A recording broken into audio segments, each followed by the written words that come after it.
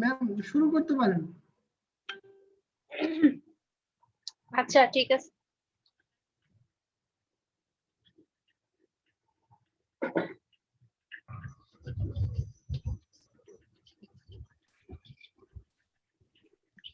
আসসালামু আলাইকুম, আমি ডক্টর তাহমিনা ফেরদৌসী। বর্তমানে পিএইচডি রেসিডেন্ট এন্ডোক্রাইনোলজি বিএসএমএ আছি।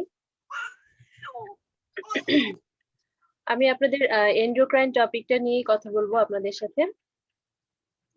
আজকে দুইটা সেশনে আমরা এন্ডোক্রাইনোলজি মোটামুটি ওভারভিউ শেষ করব। এখন এন্ডোক্রাইনোলজি পার্ট 1 যেটা মানে মেইনলি এখানে থাইরয়েড, প্যারাথাইরয়েড, অ্যাড্রেনাল এবং রিপ্রোডাক্টিভ সিস্টেম নিয়ে আমরা কথা বলবো।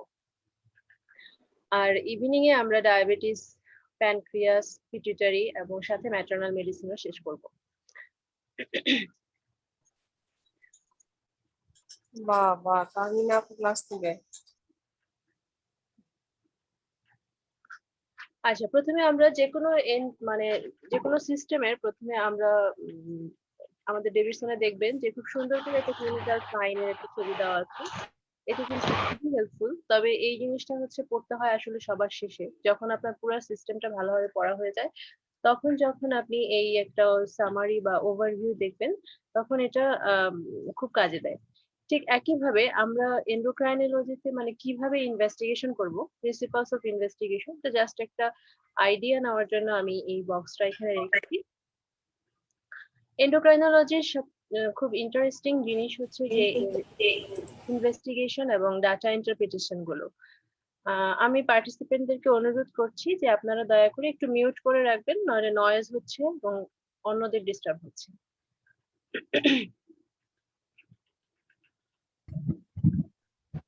তাহলে এন্ডোক্রাইনোলজির ইনভেস্টিগেশনের সবচেয়ে মজার ব্যাপারটা হচ্ছে যে এখানে আমরা জানি যে আমাদের বডির বিভিন্ন হরমোনের যে টাইমিং, এক একটা হরমোনে অনেক হরমোন আছে যেগুলো পালসেটাইল, সেগুলো দিনের এক এক সময়ে বেশি রিলিজ হয়, মানে মান্থলি রিলিজ হচ্ছে। তাহলে এটা একটা আমাদের এন্ডোক্রাইনোলজির একটা মজার জিনিস। আরেকটা জিনিস হচ্ছে যে ডাইনামিক যে বায়োকেমিক্যাল টেস্ট গুলো, এটা দেখা যায় যে যখন আমরা হরমোন ডেফিসিয়েন্সি সাসপেক্ট করি তখন আমাদেরকে স্টিমুলেশন টেস্ট করতে হয়, এবং যখন আমরা হরমোন এক্সেস সাসপেক্ট করি তখন কিন্তু আমাদের আবার সাপ্রেশন টেস্ট করতে হয়।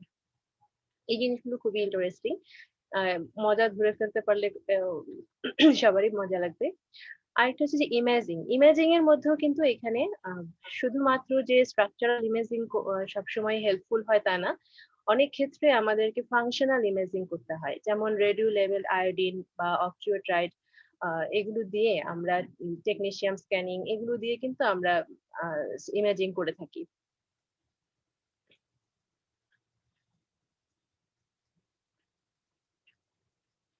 এন্ডোক্রাইন ডিজিজ গুলি বেশিরভাগগুলি কিন্তু আসে খুব বেগ কমপ্লেন নিয়ে।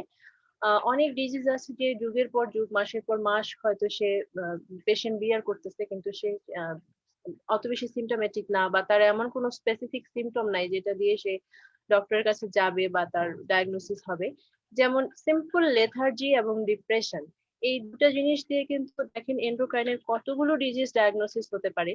পেশেন্টটা হাইপোথাইরয়েড হতে পারে, ডায়াবেটিস থাকতে পারে তার, ইভেন হাইপার প্যারাথাইরয়েডিজমেও এই ডিপ্রেশন এবং লেথার্জি থাকে। হাইপোগোনাডিজম, অ্যাডিসন্স, কুশিং সিনড্রোম, সবগুলোতেই কিন্তু এই শুধুমাত্র লেথার্জি, ডিপ্রেশন নিয়ে আসতে পারে। এন্ডোক্রাইনের সাথে মেটাবলিজম খুব রিলেটেড, যে জন্য ওয়েট গেইন এবং ওয়েট লস এই দুটাই আমাদের খুবই ইম্পর্টেন্ট আমাদের জন্য। পেশেন্ট যদি এক্সেসিভ ওয়েট নিয়ে আসে তাদেরকে আমার অবশ্যই হাইপোথাইরয়েডিজম এক্সক্লুড করতে হবে, আমার কুশিং সার্চ করতে হবে, এবং সাথে সাথে আমার ডায়াবেটিসটা, টাইপ 2 ডায়াবেটিস যেটা ইনসুলিন রেজিস্ট্যান্স, এটাও আমার সার্চ করতে হবে। আর পেশেন্ট যদি ওয়েট লস কমপ্লেন করে তাহলে আমরা থাইরোটক্সিকোসিস, অ্যাড্রেনাল ইনসাফিসিয়েন্সি এবং ডায়াবেটিস মেলাটাস, এই তিনটা আমাদেরকে অবশ্যই মাথায় রাখতে হবে। এই জিনিসগুলো আমি বক্সটা কেন তুলেছি, হয়তো অনেকের মনে হতে পারে যে এটা তো খুব সিম্পল বক্স, এটা কেন আমি এত হাইলাইট করতেছি। কারণ অনেক সময় কিন্তু কোশ্চেনে এরকম endocrine cause of weight gain বা endocrine cause of weight loss এরকম ভাবেও কোশ্চেন আসতে পারে, বা আনএক্সপ্লেইন ওয়েট লস এরকম কোশ্চেন আসে। পলিউরিয়া পলিডিপসিয়া খুব সিম্পল জিনিস, কিন্তু পলিউরিয়া পলিডিপসিয়ার পেশেন্টকে আমাদেরকে ডায়াবেটিস মেলাইটাস, ডায়াবেটিস ইনসিপিডাসের সাথে হাইপার প্যারাথাইরয়েডিজম এবং হাইপোক্যালেমিয়া এই দুটো কিন্তু মাথায় রাখতে হবে। পরীক্ষার জন্য কনস সিনড্রোম খুব ইম্পর্টেন্ট, বিশেষ করে অসপিতে কনস সিনড্রোম প্রায়ই থাকে। আর তাছাড়া শর্ট কোশ্চেনও, সিনারিও বেসড কোশ্চেনও থাকতে পারে। এছাড়া heat intolerance, palpitation, headache, proximal myopathy কিন্তু এন্ডোক্রাইনে খুব ইম্পর্টেন্ট। এটা থাইরয়েডের হাইপোথাইরয়েডিজমেও হতে পারে, থাইরোটক্সিকোসিসও হতে পারে। পেশেন্টের কুশিং অথবা কনস সিনড্রোম দুটাতেই মাসেল উইকনেস থাকে বা প্রক্সিমাল মাসেল উইকনেস থাকে, এবং পেশেন্টের হাইপোগোনাডিজম, হাইপারপ্যারাথাইরয়েডিজম এগুলিতেও কিন্তু প্রক্সিমাল মায়োপ্যাথি থাকে। প্রথমে আমরা থাইরয়েড গ্ল্যান্ড নিয়ে একটু কথা বলি।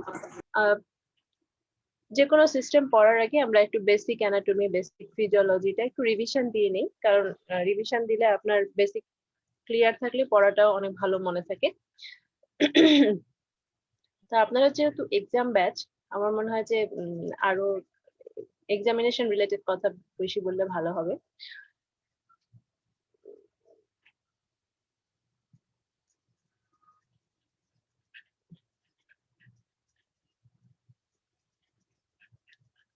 আচ্ছা, থাইরয়েড হরমোনের সিনথেসিসটা একটু বলি। সিনথেসিস তো আমরা, এটা ডেভিডসনের ছবি। যে জিনিসগুলো খুব ইম্পর্টেন্ট সেটা হচ্ছে আয়োডিন ট্র্যাপিং। আয়োডিন আমাদের যে এক্সট্রাসেলুলার ফ্লুইড থেকে আয়োডিন ট্র্যাপ হয়ে সেলের ফলিকুলার সেল থেকে আমার কলয়েডে আসতেছে, এবং এই কলয়েডাল ব্রাশ বর্ডারে যে থাইরোগ্লোবুলিনের সাথে এখানে অর্গানিফিকেশন হয়ে আমার একটু মনোআইডোটাইরোসিন এবং ডাইআইডোটাইরোসিন তৈরি করতেছে, এবং যেটা কাপলিং এর মাধ্যমে আমার T3 এবং T4 তৈরি হচ্ছে। এই T3 T4 এন্ডোসাইটোসিস এর মাধ্যমে এটা সেলের ভিতরে আসতেছে, এবং এখানে ডিআয়োডিনেশন হয়। ডিআয়োডিনেশন হয়ে এই আয়োডিন আবার রিইউজ হয়। আর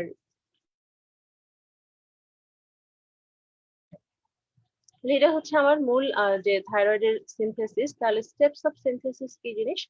এখানে হচ্ছে iodine trapping, organification, coupling, endocytosis, cleavage এবং ডিআয়োডিনেশন। জিনিসটা জাস্ট রিকল করার জন্য। আর আমাদের রেগুলেশনটা আমরা একটু রিকল করি, যে আমরা জানি যে হাইপোথ্যালামাস থেকে থাইরোট্রপিন রিলিজিং হরমোন রিলিজ হয়, যেটা আমার পিটুইটারি থেকে টিএইচএস রিলিজ করে। এই টিএইচএস হচ্ছে আমার থাইরয়েড থেকে T3 T4 হরমোন রিলিজ করবে। টিএইচএস এর একটা মজার ইফেক্ট হচ্ছে, টিএইচএস কিন্তু অল স্টেপস কে স্টিমুলেট করে। দেখেন, stimulates all steps 1 to 8 plus hyperplasia. তাহলে টিএইচএস কিন্তু প্রত্যেকটা স্টেপেই লাগে। তাহলে ব্লাডে এটা কিভাবে সার্কুলেশন হয়? ব্লাডে আমরা জানি যে থাইরোসিন বাইন্ডিং গ্লোবুলিন এবং অ্যালবুমিন, এটার মাধ্যমে আমাদের থাইরয়েড হরমোন সার্কুলেট হয়। এবং থাইরয়েড হরমোনের রিসেপ্টর কোথায় থাকে? রিসেপ্টর থাকে নিউক্লিয়াসের ভিতরে।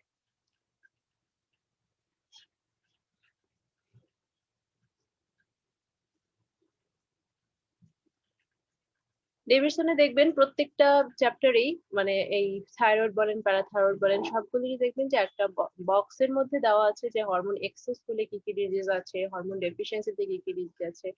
এগুলো কিন্তু চটজলদি আপনার মনে রাখার জন্য এই বক্সটা খুবই হেল্পফুল।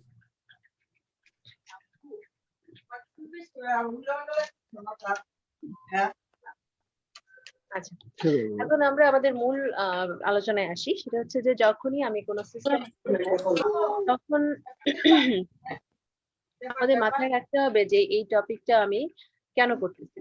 মানে টপিক থেকে আমার লং কোশ্চেন কি আসতে পারে, এখান থেকে আমার শর্ট কোশ্চেন কি আসতে পারে, বা অস্পির জন্যই বা আমি এখান থেকে কিভাবে প্রিপারেশন নিব, বা এই টপিকটা আদৌ আমার কোনো লং কেস আসার মতো আছে কিনা, বা আমি শর্ট কেস এখান থেকে প্রিপারেশন নিব কিনা। আপনারা একটু মিউট করে নিলে মনে হয় ভালো হয়।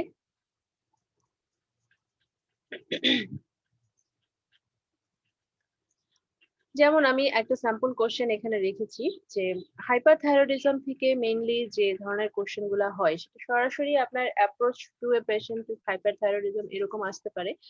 তবে এফসিপিএস এর কোশ্চেন গুলি হয় সাধারণত সিমটম বেস, মানে সিমটম দিয়ে আপনাকে একটা সিনারিও দিবে বা পেশেন্টের একটু হিস্ট্রি দিল, একটু এক্সামিনেশন দিল, তারপর হচ্ছে আপনার অ্যাপ্রোচ জানতে চায়। যে জন্য ডিরেক্ট কোয়েশ্চেন খুব কম হয়।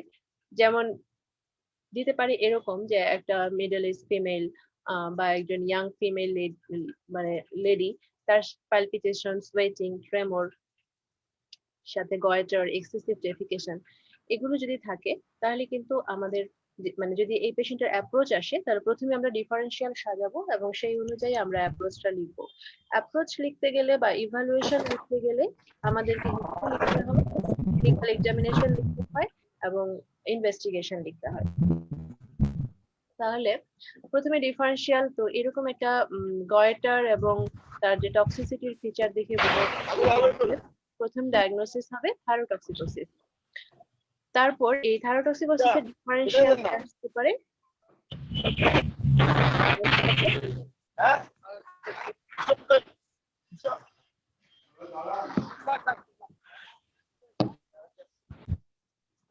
আনিস ভাই সবাইকে মিউট করে দেন। ম্যাডাম সবাইকে মিউট করে দেয় আর প্রশ্ন উত্তর সেশনটা করে রাখেন। সবাইকে মিউট করে দেন তাহলে ভালো হয়। লেকচার শেষ হলে আনমিউট হয়ে যাবে এরকম।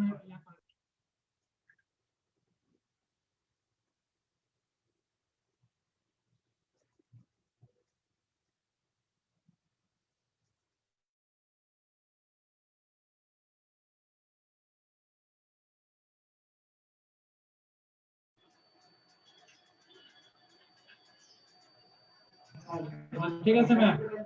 আচ্ছা, তাহলে আমরা থাইরোটক্সিকোসিসের ডিফারেনশিয়াল কি কি চিন্তা করব? এটা প্যানিক অ্যাটাক আসতে হতে পারে বা ফিওক্রোমোসাইটোমা হতে পারে। এখানে দেখেন যে এই সিমটমগুলি যেগুলো বোল্ড করা আছে, যে রিকারেন্ট বলে, তাহলে কিন্তু আরো এক্সট্রা কিছু ডিডি আসবে, যেমন recurrent hypoglycaemia, paroxysmal SPT, post traumatic stress disorder, এই জিনিসগুলো কিন্তু তখন এর সাথে অ্যাড হবে।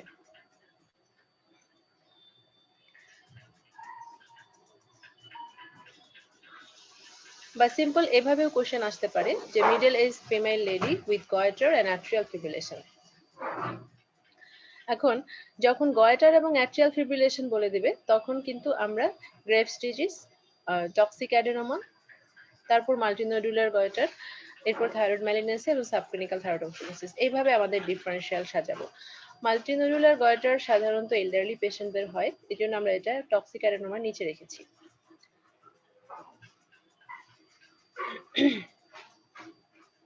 আচ্ছা, তাহলে এরকম যখন আমাদের ইভালুয়েশন বলবে তখন আমাদের হিস্ট্রি এবং এক্সামিনেশন প্রথমে এটাই বলতে হবে।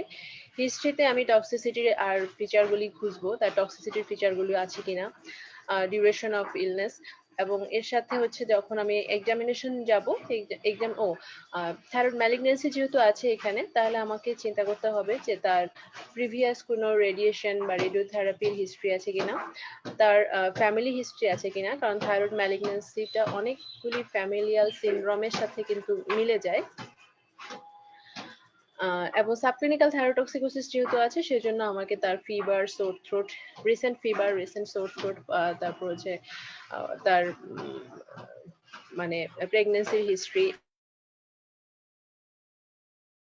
আমরা কি কি দেখবো এক্সামিনেশনে? তো থাইরয়েডের যে গয়েটারের সাইজ, তারপর নডুলারিটি, তার কনসিস্টেন্সি, টেম্পারেচার, টেন্ডারনেস, এগুলো দেখবো। এর সাথে হচ্ছে যে তার টক্সিসিটির যে ফিচারগুলি আছে সেগুলি খুঁজতে হবে। গ্রেভস এর জন্য কিছু প্যাথোগনোমমিক সাইন আছে,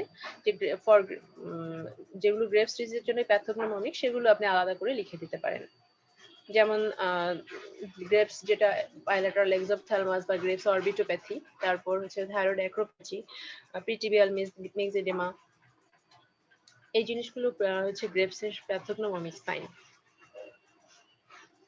এরপর যখন আমরা ইনভেস্টিগেশনে যাব, ইনভেস্টিগেশনে তো আমরা প্রথমে থাইরয়েড ফাংশন টেস্ট করব। থাইরয়েড ফাংশন টেস্ট করলে কিন্তু আমি এখানে আমার সাসপিশিয়াস কি যে আমি THS টা সাপ্রেসড পাবো এবং T3 T4 রেজড পাবো। তাহলে যেটা আমাদের ডেভিসনের যে চার্টটা আছে সেখান থেকে আমরা সিম্পলি এটা একটু ডিসকাস করি, সেটা হচ্ছে যে প্রথমে যখন আমি থাইরয়েড ফাংশনটা টক্সিক ফিচার পেলাম, মানে হাইপার থাইরয়েডিজম পেলাম, আমাকে কিন্তু দেখতে হবে যে তার কোনো নন থাইরয়েডাল ইলনেস আছে কিনা। যদি নন থাইরয়েডাল ইলনেস থাকে তাহলে আমাকে এটা রিপিট করতে হবে, কারণ যে কোনো একটা অ্যাকিউট ইলনেসে কিন্তু থাইরয়েড ফাংশন বিজারি প্রেজেন্টেশন নিয়েও আসতে পারে। তখন আমরা এটা আবার রিপিট করব। কিংবা এরকম যদি না হয় যে না এর সাথে ক্লিনিক্যালি পেশেন্ট থাইরোটক্সিক এবং বায়োকেমিক্যালিও থাইরোটক্সিক, তখন আমরা কি করব যে তার গ্রেভস এর কোনো ফিচার আছে কিনা আমরা এই জিনিসগুলো খুঁজবো। এই যে গ্রেভস এর যে প্যাথোগনোমিক সাইন যেগুলো আমরা বললাম, এই জিনিসগুলো আছে কিনা, তার ডিফিউজ গয়টার উইথ ব্রুই, তারপর তার অপথ্যালমোপ্যাথি, প্রিটিবিয়াল মিংসেডেমা এগুলি, এবং সাথে আমরা অবশ্যই ট্র্যাপ করব, টিএইচএস রিসেপ্টর অ্যান্টিবডি করব। যদি ট্র্যাপ পজিটিভ হয় বা ট্র্যাপ পজিটিভ না, ট্র্যাপ যদি আমরা করতে না,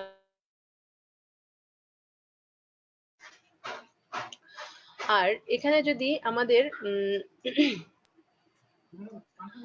তার কোনো নন গ্রেভস মানে কোনো ফিচার আছে কিনা নন গ্রেভস থাইরোটক্সিকোসিসের, এটাও দেখতে হবে যে তার রিসেন্ট 6 মান্থ প্রেগন্যান্সি আছে কিনা, নেক পেইন বা flu like illness, drugs history, যেমন অ্যামিয়াডেরন, এটা ফ্যাকটিশিয়াস T4 অনেকেই খায় সেরকম, এবং palpable multinodular goitre or solitary nodule এরকম যদি থাকে, তারপরেও আমরা থাইরয়েড স্ক্যান করব।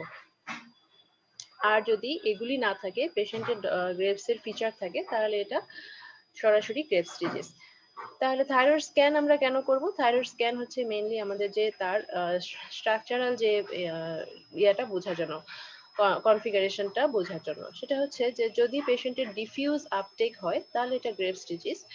আর যদি এরকম নডুলার মাল্টিপল নডুলার স্ক্যান আসে আমাদের, সেটা টক্সিক মাল্টিনোডুলার গয়টার।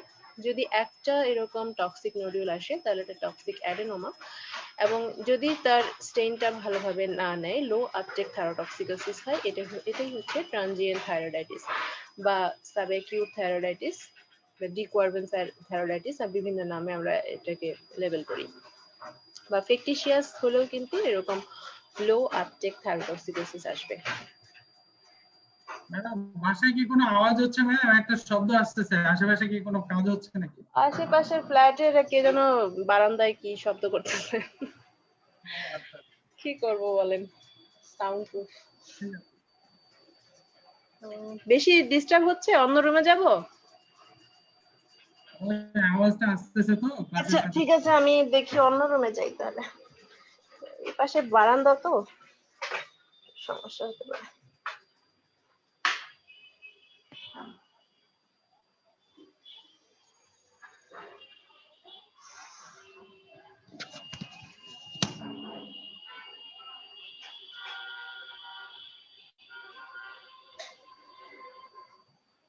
এখন কমছে সাউন্ড? হ্যাঁ জি ম্যাডাম, এখন মনে হয় কমছে একটু। জি আচ্ছা ঠিক আছে।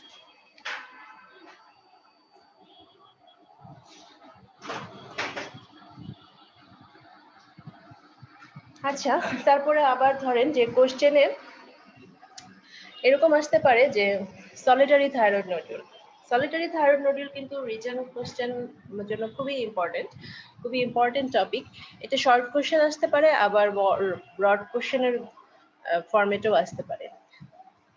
যদি সলিটারি থাইরয়েড নডুল হয় তাহলে আমরা প্রথমেই আমাদের ডিফারেন্সিয়ালগুলি সাজাতে হবে। ডিফারেন্সিয়ালগুলি সাজাতে গেলে আমাদের মাথায় রাখতে হবে যে it may be colloid cyst or hyperplastic nodule, follicular adenoma, papillary carcinoma, follicular carcinoma, অথবা medullary cell carcinoma, anaplastic carcinoma, lymphoma, metastasis, যে কোনো কিছুই কিন্তু হতে পারে। তাহলে এই ডিফারেন্সিয়াল গুলো মাথায় রেখে আমার ইভালুয়েশন লিখতে হবে। ইভালুয়েশন করতে গেলে প্রথমেই হিস্ট্রি লিখবো আমরা, হিস্ট্রি, এবং এরপর হচ্ছে এক্সামিনেশন। তাহলে হিস্ট্রিতে আমরা কি লিখবো? আমরা জানি যে সলিটারি থাইরয়েড নডিউলটা মোস্টলি বিনাইন এবং few of these are toxic adenoma.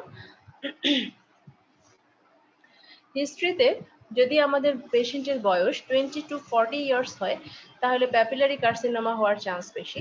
যদি পেশেন্টের এজ 40 to 60 ইয়ার্স হয় তাহলে ফলিকুলার কার্সিনোমা বা মেডুলারি সেল কার্সিনোমা, এবং মোর দ্যান 60 ইয়ার্স হলে কিন্তু তখন অ্যানাপ্লাস্টিক কার্সিনোমা বা লিম্ফোমা হওয়ার চান্স বেশি।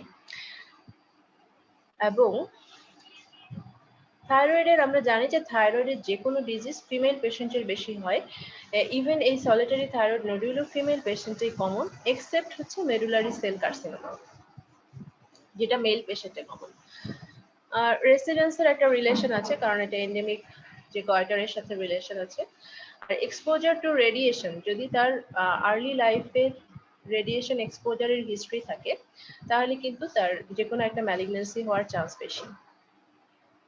এরপর ফ্যামিলি হিস্ট্রিটা খুব ইম্পর্টেন্ট, কারণ আমরা জানি যে মেনের সাথে যে মাল্টিপল এন্ডোক্রাইন নিওপ্লাসিয়ার সাথে কিন্তু মেডুলারি সেল কার্সিনোমার একটা রিলেশন আছে। তারপর হচ্ছে রেট অফ এনলার্জমেন্ট, এটা আমাকে দেখতে হবে যে এটা পেইনফুল কিনা, র্যাপিডলি গ্রোয়িং নোডিউল কিনা। যদি এটা র্যাপিডলি গ্রোয়িং নোডিউল হয় তাহলে এটা সেকেন্ডারি ডিপোজিট হওয়ার চান্স আছে। সেটা কোন কোন জায়গা থেকে আমাদের থাইরয়েডের ডিপোজিশন হয়, যেমন renal, breast, lung carcinoma etcetera. এবং পেশেন্টের ড্রাগ হিস্ট্রি নিতে হবে এবং তার পেইনের হিস্ট্রি নিতে হবে। আরো যে জিনিসগুলো আমাদের সার্চ করতে হবে সেটা হচ্ছে তার ফিচার্স অফ টক্সিসিটি অথবা হাইপোথাইরয়েডিজমের ফিচারগুলি আছে কিনা, তার ফিচার্স অফ লোকাল কমপ্লিকেশন মানে তার স্ট্রাইডার, তারপর হর্সনেস অফ ভয়েস, এই জিনিসগুলো আছে কিনা। ফিচার্স তার কফ থাকতে পারে, ইভেন সুপারভেনাকেবল অবস্ট্রাকশনও থাকতে পারে। ফিচার্স অফ মেটাস্টেসিস, যদি তার লিম্ফ নোড মেটাস্টেসিস আমাদের খুঁজতে হবে। তারপরে পেশেন্ট যেমন ফলিকুলার কার্সিনোমার পেশেন্টের কিন্তু এটা ব্লাডবর্ন মেটাস্টেসিস হয় এবং পেশেন্ট অনেক সময় সেকেন্ডারি ডিপোজিটস ইন ভার্টিব্রা বা বোনসের সেকেন্ডারি ডিপোজিটস নিয়ে আসে। এক্সামিনেশন ফাইন্ডিং এ আমরা thyroid surface mobility, presence of bruit, cervical lymph নোডের সাথে সাথে দেখতে হবে। এছাড়া পেশেন্টের কোনো ফিচার্স অফ টক্সিসিটি আছে কিনা বা হাইপোথাইরয়েডিজমের কোনো ফিচার আছে কিনা, এবং features of malignancy of breast, kidney, lung etcetera, এগুলো আমাদের দেখতে হবে।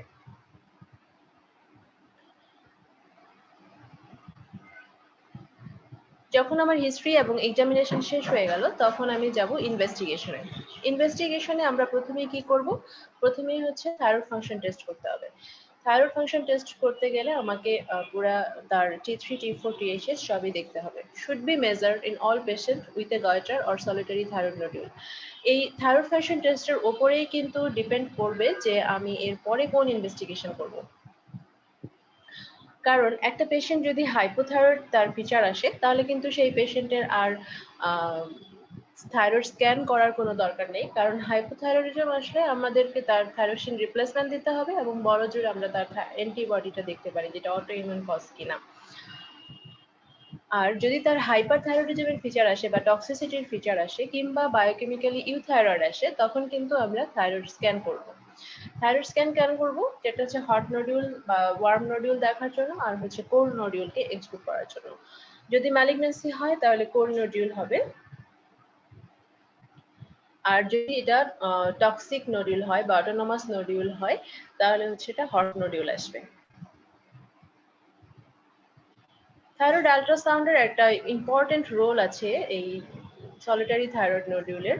থাইরয়েড আল্ট্রাসাউন্ড এখানে আমাদেরকে অনেক ইনফরমেশন দেয়। তার মধ্যে হচ্ছে যে তার নোডিউলের যে সাইজ, নাম্বার অফ নোডিউলস, তারপর এটা সলিড নাকি সিস্টিক, এবং এখানে ম্যালিগন্যান্সি যেমন কখন আমরা বলতে পারি যেটা হায়ার লাইকলিহুড অফ ম্যালিগন্যান্সি, যেমন যদি এই নোডিউলটা হাইপোইকুইক হয় এবং ইন্ট্রা নোডুলার ভাস্কুলারিটি অনেক বেশি হয়, presence of microcalcification and irregular or lobulated margin, এইসব ক্ষেত্রে কিন্তু ম্যালিগন্যান্সির চান্স অনেক বেশি। এবং লাস্টলি আমাদেরকে যেটা করতে হবে সেটা হচ্ছে এফএনএসি। যদি কোল্ড নোডিউল পাই এবং কোনো নোডিউল যদি হাইলি সাসপিশিয়াস ফর ম্যালিগন্যান্সি হয় সেই ক্ষেত্রে আমরা এফএনএসি করব, বা যেগুলো আনএক্সপ্লেইন নোডিউল সেই ক্ষেত্রে আমাদেরকে এফএনএসি করতে হবে। তো এফএনএসি মোটামুটি আমাদের বেশিরভাগ ডিজিজই আমরা এফএনএসি করে ডায়াগনোসিস করতে পারি, কিন্তু এটার একটা ডিসঅ্যাডভান্টেজ হচ্ছে যে এটা ফলিকুলার অ্যাডেনোমা এবং ফলিকুলার কার্সিনোমাকে ডিফারেন্সিয়েট করতে পারে না। এমন 10 to 20% কেসে এখানে ইনঅ্যাডিকুয়েট স্পেসিমেন আসে। এই কোশ্চেনটা কিন্তু অনেকবারই পরীক্ষায় এসেছে যে একটা সলিটারি থাইরয়েড নডুলের ক্লিনিক্যাল মার্কারস অফ ম্যালিগন্যান্সি কি কি। যেমন পেশেন্টের যদি এজ মোর দ্যান 60 ইয়ার্স হয় এবং এটা মেল পেশেন্ট হয়, যদি মেল পেশেন্ট হয়, তারপর হচ্ছে history of radiation in childhood, যদি হেড নেক রিজিয়নে তার কোনো রেডিয়েশনের হিস্ট্রি থাকে, পেশেন্টের যদি ফ্যামিলি হিস্ট্রি থাকে, কারণ ম্যান 2টা হচ্ছে আমার মেডুলারি সেল কার্সিনোমার একটা রিস্ক আছে, যদি নোডিউল সাইজটা মোর দ্যান 4 cm হয়, র্যাপিড এবং রিসেন্ট গ্রোথ হয় বা হর্সনেস অফ ভয়েস থাকে, পেশেন্টের গ্ল্যান্ডটা হার্ড, ইরেগুলার এবং ফিক্সড হয়, সার্ভাইকাল লিম্ফ নোড যদি পালপেবল থাকে এবং markers of malignancy in solitary thyroid nodule. তো এই মোটামুটি শর্ট কোশ্চেন কিন্তু এর ভিতরেই আসবে, বরং থাইরোটক্সিকোসিসের সাথে কিছু কমপ্লিকেশন দিয়েও লং কোশ্চেন আসতে পারে, যেমন থাইরোটক্সিকোসিসের পেশেন্টের হার্ট ফেলিওরের একটা প্রেজেন্টেশন দিয়ে লং কোশ্চেন আসতে পারে, বা থাইরোটক্সিকোসিসের পেশেন্ট তার এখন কার্বি মাজর ইনডিউসড তার অ্যাগ্রানুলোসাইটোসিস, এগুলো কিন্তু মানে 2-3টা কোশ্চেন দিয়ে একটা লং কোশ্চেন সাজাতে পারে। তো এখন শর্ট কোশ্চেন বা 5 মার্কের কোশ্চেনের জন্য আমরা কিভাবে প্রিপারেশন নেব, কি কি টপিক করব। এখানে যেটা হচ্ছে factors influencing treatment in thyrotoxicosis, এটা খুব ইম্পর্টেন্ট। তারপর block and replace regimen, thyrotoxicosis and pregnancy, management of Graves ophthalmopathy, অনেকবার এসেছে এই কোশ্চেনটা। থাইরোটক্সিক ক্রাইসিস, এটা প্রিসিপিটেটিং ফ্যাক্টরস এবং management, management of hypothyroidism with ISD, খুব important. Subclinical hypo or hyperthyroidism, sick thyroid illness, এটা প্রিপারেশন রাখতে পারেন। আর এটা হচ্ছে ম্যানেজমেন্ট অফ অ্যাট্রিয়াল ফিব্রিলেশন, এটা কিন্তু খুব ইম্পর্টেন্ট, অ্যাট্রিয়াল ফিব্রিলেশন, থাইরোটক্সিকোসিস। আমরা মোটামুটি এগুলো পরে ডিসকাস করব, শুধু প্রথমে টপিকগুলো একটু জেনে নিচ্ছি। তারপর হচ্ছে approach and or management of painful or tender goitre. এই পেইনফুল বা টেন্ডার গয়টার বা লো আপটেক থাইরোটক্সিকোসিস, এগুলো হচ্ছে mainly subacute thyroiditis. Subacute thyroiditis 4টা-5টা স্টার দিয়ে রাখেন। সাবঅ্যাকিউট থাইরয়েডাইটিস আপনার প্র্যাকটিক্যাল লাইফের জন্য ইম্পর্টেন্ট, আপনার পরীক্ষার জন্য ইম্পর্টেন্ট, সেটা রিটেনের জন্য ইম্পর্টেন্ট, সেটা অস্পির জন্যও ইম্পর্টেন্ট। দেখবেন বিভিন্ন ভাবে ঘুরিয়ে ফিরিয়ে এই সাবঅ্যাকিউট থাইরয়েডাইটিস কোশ্চেন আসে, ইভেন এটা কাউন্সেলিং স্টেশনেও আসতে পারে। আর এখন যে ইন্টারঅ্যাক্টিভ আপনাদের যে সেশনটা এখন নতুন চালু হয়েছে, সেখানেও কিন্তু এই সাবঅ্যাকিউট থাইরয়েডাইটিসের পেশেন্ট থাকতে পারে। মনিটরিং অফ থাইরয়েড ম্যালিগন্যান্সি, এটাও শর্ট কোশ্চেন হিসেবে আসতে পারে। আচ্ছা, অ্যাট্রিয়াল ফিব্রিলেশন ইন থাইরোটক্সিকোসিস, এটা যখন আমরা মানে শর্ট কোশ্চেনে অ্যান্সার লিখবো, ম্যানেজমেন্ট অনেক সময় আসে। তো এখানে যে জিনিসগুলো আমি বোল্ড করে দিছি, এগুলো তবে কি পয়েন্ট, সেই জিনিসগুলোকে আমি বোল্ড করে দিয়েছি, যে আপনি তো সবাই তো লিখবে, কিন্তু সবার লেখার মধ্যে যদি মেইন জিনিস, যেগুলো মূল কথা, সেই জিনিসগুলো যদি না থাকে, তাহলে কিন্তু আপনার অ্যান্সারটা মানে এক্সেপশনাল হবে না, বা আপনার নাম্বারটা ওই গদ বাঁধা টাইপের নাম্বারই হবে। তাহলে আমাদের একটা জিনিস জানতে হবে, সেটা হচ্ছে যে অ্যাট্রিয়াল ফিব্রিলেশন আসলে কত পার্সেন্ট পেশেন্টের হয়। এটা কিন্তু অনলি 10% পেশেন্টের হয়, থাইরোটক্সিক পেশেন্ট 10%-এর অ্যাট্রিয়াল ফিব্রিলেশন হয়। কিন্তু যাদের বয়স 60-র বেশি এবং মেল পেশেন্ট, তাদের কিন্তু অ্যাট্রিয়াল ফিব্রিলেশন হওয়ার চান্স অনেক বেশি। এবং সাবক্লিনিক্যাল থাইরোটক্সিকোসিস, এটা কিন্তু একটা risk factor for atrial fibrillation. হয়তো অ্যাট্রিয়াল ফিব্রিলেশন পেশেন্ট কার্ডিওলজিতে ম্যানেজমেন্ট হচ্ছে, কিন্তু তার যে সাবক্লিনিক্যাল থাইরোটক্সিকোসিস আছে, এটা কিন্তু হয়তো ইগনোর হয়ে যাচ্ছে, এবং এইটা কারেকশন না করলে কিন্তু তার এই অ্যাট্রিয়াল ফিব্রিলেশন কারেকশন হবে না, রিদমে আসবে না, পেশেন্ট নর্মাল রিদমে আসবে না। তাহলে এই সাবক্লিনিক্যাল থাইরোটক্সিকোসিস আমরা কখন ট্রিটমেন্ট করব, তার একটা ইন্ডিকেশনও কিন্তু অ্যাট্রিয়াল ফিব্রিলেশন আছে। আচ্ছা, এরপর হচ্ছে যে আমরা এখানে কি দিব, অ্যাট্রিয়াল ফিব্রিলেশনে অবশ্যই আমরা একটা বিটা ব্লকার দিব, সাথে ডিগক্সিন দিতে পারি। কিন্তু যেটা আমার জন্য খুব বেশি ইম্পর্টেন্ট, সেটা হচ্ছে আমার থ্রোম্বো অ্যাম্বলিক, মানে অ্যাট্রিয়াল ফিব্রিলেশনের মূল কমপ্লিকেশনটাই তো হচ্ছে থ্রোম্বো অ্যাম্বলিজম। এই থ্রোম্বো অ্যাম্বলিজমকে প্রিভেন্ট করার জন্য আমাদেরকে দিতে হবে অ্যান্টিকোয়াগুলেশন। অ্যান্টিকোয়াগুলেশনটা খুবই ইম্পর্টেন্ট, যদি না তার আনলেস অন্য কোনো কারণে কন্ট্রাইন্ডিকেশন না থাকে। এবং সব মজার জিনিস হচ্ছে যদি আমরা থাইরয়েড হরমোন এবং টিএইচএস কনসেন্ট্রেশনটাকে আমরা নর্মালি নিয়ে আসতে পারি তাহলে 50% অ্যাট্রিয়াল ফিব্রিলেশন স্পন্টেনিয়াসলি সাইনাস রিদমে চলে আসে। আর রেস্ট অফ দ্য যে 50% থাকে তাদের ক্ষেত্রে অনেক সময় কার্ডিওভার্সনের প্রয়োজন হয়। তাহলে দেখেন এই কথাগুলো কিন্তু খুব ইম্পর্টেন্ট, এগুলো একদম কি পয়েন্ট বা ক্যাচি পয়েন্ট। থাইরোটক্সিক ক্রাইসিস এটাও আরেকটা খুব ইম্পর্টেন্ট টপিক থাইরয়েড থেকে, এবং থাইরোটক্সিক ক্রাইসিস বিভিন্ন সময় বিভিন্নভাবে পরীক্ষায় এসেছে। এটা শর্ট কোশ্চেন হিসাবে এসেছে, এটা অসপিতে এসেছে, এখন তো ভাইবা উঠে গেছে, তবে একটা ইমার্জেন্সি কেস হিসাবে কিন্তু এটা ইন্টারঅ্যাক্টিভ সেশনেও আসতে পারে। তাহলে আপনাকে সবভাবেই নিজেকে প্রিপেয়ার রাখতে হবে। তাহলে থাইরোটক্সিক ক্রাইসিস এটা হচ্ছে একটা লাইফ থ্রেটেনিং কমপ্লিকেশন থাইরোটক্সিকোসিস। আমি এফপিএস পরীক্ষার সময় একবার অসপিতে আমি থাইরোটক্সিক ক্রাইসিসের একটা অসপি পেয়েছিলাম। সেখানে কিন্তু পেশেন্টের যে ফিচার দেওয়া ছিল, ক্লিনিক্যাল একটা সিনারিও দেওয়া ছিল, এবং সেই পেশেন্টের এরকম high grade fever, toxic, agitated, তার পেশেন্টের যে বায়োকেমিক্যাল যে মার্কার দেওয়া ছিল সেখানে কিন্তু T4টা নর্মাল ছিল, যেটা ফ্রি T4 সেটা নর্মাল ছিল, কিন্তু টিএইচএস কিন্তু সাপ্রেসড ছিল। এখন T4 নর্মাল হয়ে টিএইচএস সাপ্রেসড, এটাকে আমরা থাইরোটক্সিক ক্রাইসিস বলতে পারবো কিনা? হ্যাঁ, অবশ্যই ক্রাইসিসই বলতে হবে, কারণ ওখানে ফ্রি T3 কিন্তু দেওয়া ছিল না। তাহলে এটা শুধুমাত্র T3 টক্সিকোসিস হতে পারে।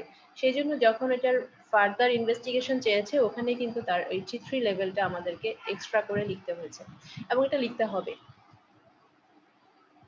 যখন আমরা হাইপোথাইরয়েডিজমের ইনভেস্টিগেশন করব, হাইপোথাইরয়েডিজমে কিন্তু ফ্রি T3 বা T3 খুব একটা ভ্যালু নাই।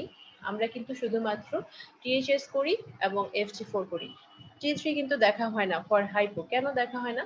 কারণ T3টা হাইপোথাইরয়েডিজমে এটা নর্মালও থাকতে পারে, লো থাকতে পারে, ইভেন হাইও থাকতে পারে। সেই জন্য এটা খুব বেশি হেল্পফুল হয় না, যে জন্য আমরা FT4 করব এবং টিএইচএস করব। কিন্তু থাইরোটক্সিকোসিসের জন্য কিন্তু আমাদেরকে 3টা লেভেলই দেখতে হয়। তাহলে এই থাইরোটক্সিক ক্রাইসিসের প্রমিনেন্ট সাইন কি কি হবে? এখানে ফিভার, কার্ডিয়াক ফেলিওর নিয়েও আসতে পারে পেশেন্ট। এবং আমরা যে স্কোরিং সিস্টেমটা করি, এই স্কোরিং সিস্টেম আপনাদের মুখস্থ করতে হবে না, কিন্তু স্কোরিং সিস্টেমের নামটা জানতে হবে, এবং এটা আপনি খাতায় লিখে দিবেন, বার্টরাটস্কি সিস্টেম। আরেকটা হচ্ছে যে আমার থাইরোটক্সিক ক্রাইসিস একটা মেডিকেল ইমার্জেন্সি, এবং এটা ট্রিটমেন্টের পরেও কিন্তু 10% তার মর্টালিটি অনেক বেশি হাই। করে একটা কোশ্চেন দিতে পারে যে what are the precipitating factors of thyrotoxic crisis.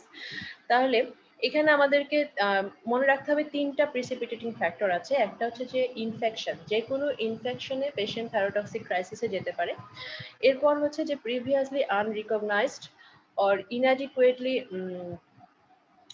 এটা হচ্ছে infection in a previously unrecognised or inadequately treated thyrotoxicosis, এটা একটা। আর 2 নাম্বার হচ্ছে যদি ইল প্রিপেয়ার্ড পেশেন্টের আমরা থাইরয়েড সার্জারি করি অথবা ইল প্রিপেয়ার্ড পেশেন্টকে আমরা রেডিও আয়োডিন থেরাপি দেই, তাহলেও কিন্তু তার থাইরোটক্সিক ক্রাইসিস বা থাইরয়েড স্টর্ম ডেভেলপ করতে পারে। তাহলে সার্জারি এবং রেডিও আয়োডিন অ্যাবলেশনের আগে আমাদেরকে পেশেন্টকে অবশ্যই ইউথাইরয়েড করে নিতে হবে, আদারওয়াইজ আমরা কিন্তু পেশেন্টকে ক্রাইসিসের দিকে বা স্টর্মের দিকে ঠেলে দিব। ট্রিটমেন্ট কি? ট্রিটমেন্ট হচ্ছে হাইড্রেশন। পেশেন্টকে অবশ্যই হাইড্রেশন করতে হবে, রিহাইড্রেটেড করতে হবে, এবং তার সিম্প্যাথেটিক ড্রাইভ কমানোর জন্য আমরা প্রোপানালোল ইউজ করব। এটা আইদার ওরালি অর ইন্ট্রাভেনাসলি ডোজগুলো উল্লেখ করে দিবেন, অথবা যদি আমরা তাকে মানে 34 লেভেলটাকে নর্মাল করতে চাই, আমরা সোডিয়াম ইপোডেট, যেটা খুব তাড়াতাড়ি কাজ করে, সেটা ইউজ করতে পারি, যেটা 48 to 72 আওয়ার্সের মধ্যে আমার থাইরয়েড ফাংশনটাকে নর্মাল করে দিবে। এবং আমরা হচ্ছে ডেক্সামিথাসোন অথবা অ্যামিয়াডোরন ইউজ করতে পারি, দুইটার ইফেক্ট অলমোস্ট সিমিলার। আরেকটা হচ্ছে অ্যান্টিথাইরয়েড ড্রাগস আমাদেরকে দিতে হবে, ওরাল কার্বিমাজল। যেহেতু কার্বিমাজলের কোনো প্যারেন্টালাল প্রিপারেশন নাই, পেশেন্ট যদি আনকনশিয়াস হয় অথবা আনকোঅপারেটিভ হয়, সেই ক্ষেত্রে আমরা রেকটালি এটা ইউজ করতে পারি, এবং সাধারণত দেখা যায় 10 থেকে 14 দিনের মধ্যেই পেশেন্ট মানে সিমটমলেস হয়ে যায় এবং শুধুমাত্র কার্বিমাজলই মেনটেন করা যায়। তাহলে থাইরয়েড ক্রাইসিস কিন্তু খুব ইম্পর্টেন্ট, আমি আবারও বললাম। আর লিভোথাইরোসিন রিপ্লেসমেন্টের ইসকেমিক হার্ট ডিজিজ, এগুলো ছোট ছোট টপিক, আসলে এগুলো জানার জন্য। এটা হচ্ছে যে আমরা জানি যে থাইরোসিন রিপ্লেসমেন্ট দিলে তার হার্ট ডিজিজটাকে আরো এগ্রাভেট করতে পারে, সেজন্য আমরা তার এটা স্লোলি শুরু করব, ভেরি স্লোলি শুরু করব। এটা অবশ্যই 25 দিয়ে শুরু করতে হবে, কোনো কোনো ক্ষেত্রে আমরা 12.5 মাইক্রোগ্রাম বা 12.5 মাইক্রোগ্রাম দিয়ে শুরু করি, এবং আস্তে আস্তে আমি এই ডোজটাকে খুব স্লোলি বাড়াবো। আর যেটা করতে হয় যে আমাকে এন্টি অ্যাঞ্জাইনাল সব ট্রিটমেন্ট দিতে হবে, ইভেন করোনারি ইন্টারভেনশন যদি লাগে সেটাও করে নিতে হবে। মিক্সড এডিমা কোমা, এটাও শর্ট কোশ্চেনের জন্য ইম্পর্টেন্ট। এখানে আমাকে মেইন যে কথাটা বলতে হবে সেটা হচ্ছে পেশেন্টকে অবশ্যই আইসিইউতে ম্যানেজ করতে হবে। মিক্সড এডিমা কোমা যদি সাসপেক্ট হয়, তার cortisol, blood glucose, urea electrolyte এগুলো অবশ্যই দেখতে হবে। কেন দেখতে হবে? কারণ এই পেশেন্ট শুধুমাত্র যে হাইপোথাইরয়েডিজম তা নাও হতে পারে, সে প্যান হাইপোপিটুইটারিজম হতে পারে। সেটা এক্সক্লুড করার জন্য আমাকে এই জিনিসগুলো দেখতে হবে। যদি আমি মিক্সড এডিমা কোমা মনে করে শুধু থাইরয়েড রিপ্লেসমেন্ট দেই কিন্তু তার স্টেরয়েড রিপ্লেস না করি, তাহলে কিন্তু পেশেন্ট আরো গ্রেভ কন্ডিশন হয়ে যাবে। যদি আমার এই রেজাল্টগুলো পেন্ডিং থাকে, তাহলে আমি হাইড্রোকর্টিসনও দিব, সাথে ট্রাই আয়োডিথাইরোনিনও দিব। তারপর আমি রিপোর্ট পেয়ে গেলে যদি দেখি যে না, তার কর্টিসল লেভেল নর্মাল বা তার এটা লাগবে না, এটা ডেফিসিয়েন্সি নাই, তখন আমি এটা উইথড্র করতে পারি। এবং পেশেন্টের রিওয়ার্মিংটা কিন্তু খুব ইম্পর্টেন্ট, কারণ এই পেশেন্টগুলোর হাইপোথার্মিয়া থাকে। সাবক্লিনিক্যাল থাইরয়েডোসিকোসিস এবং সাবক্লিনিক্যাল হাইপোথাইরয়েডিজম খুবই ইম্পর্টেন্ট টপিক, স্যারদের খুব পেইড টপিক, এবং এটা পরীক্ষার জন্য খুব ইম্পর্টেন্ট টপিক। সাবক্লিনিক্যাল থাইরয়েডোসিকোসিস আমরা কখন বলবো? যদি সেরাম টিএইচএসটা আনডিটেক্টেবল বা সাপ্রেসড হয়, কিন্তু সেরাম T3 T4 নর্মাল অথবা আপার এন্ড অফ রেফারেন্স রেঞ্জ, তখন আমরা এটাকে বলি সাবক্লিনিক্যাল থাইরয়েডোসিকোসিস। এটা সাধারণত কাদের ক্ষেত্রে পাওয়া যায়? এটা ওল্ডার পেশেন্ট উইথ মাল্টিনোডুলার গয়টার, এই রোগীদের আমরা এটা বেশি পেয়ে থাকি। এবং এই পেশেন্টগুলোর রিস্ক হচ্ছে, খুব ইম্পর্টেন্ট দুইটা রিস্ক হচ্ছে অ্যাট্রিয়াল ফিব্রিলেশন এবং অস্টিওপোরোসিস। এবং সাবক্লিনিক্যাল থাইরয়েডোসিকোসিস আমরা পেশেন্টকে মেইনলি কি ট্রিটমেন্ট দেবো? এটা রেডিও আয়োডিন অ্যাবলেশন করবো, কারণ এটা এলডারলি পেশেন্টদের হয়।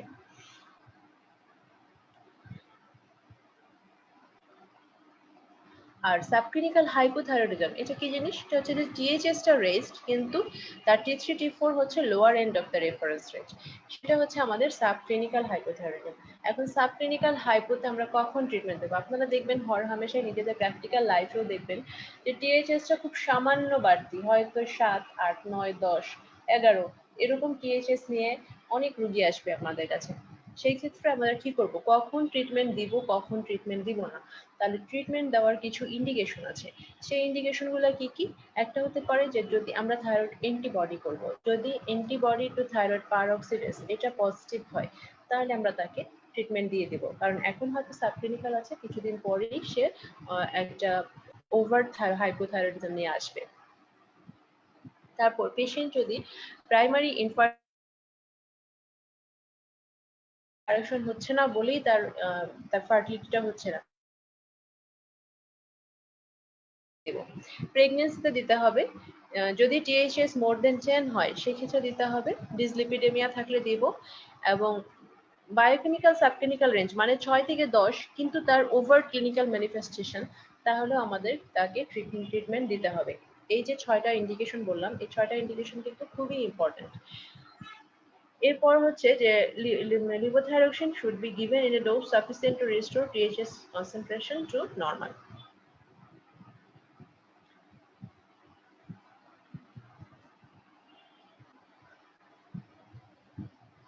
আচ্ছা, এই চার্টটা আসলে বলার কিছু নেই, এটা আপনাদের সবারই জানা। এটা ডেভিডসনের যে বক্সটা, যে আমি কখন একটা পেশেন্টকে এন্টিথাইরয়েড ড্রাগস দেবো, কার ক্ষেত্রে সার্জারি করব, কার ক্ষেত্রে রেডিয়েশন অ্যাবলেশন করব, এটা অনেক বেশি কন্ট্রোভার্সিয়াল। এখন কিন্তু এখনকার ইয়েতে মানে যেটা হচ্ছে যে আমাদের ইউএস এর গাইডলাইনগুলিতে কিন্তু এই বয়সের যে বারটা 40 নিচে হলে অ্যান্টিথাইরয়েড ড্রাগস, 40 উপরে হলে রেডিও আয়োডিন, এরকম কোনো ডিমার্কেশন নাই এখানে।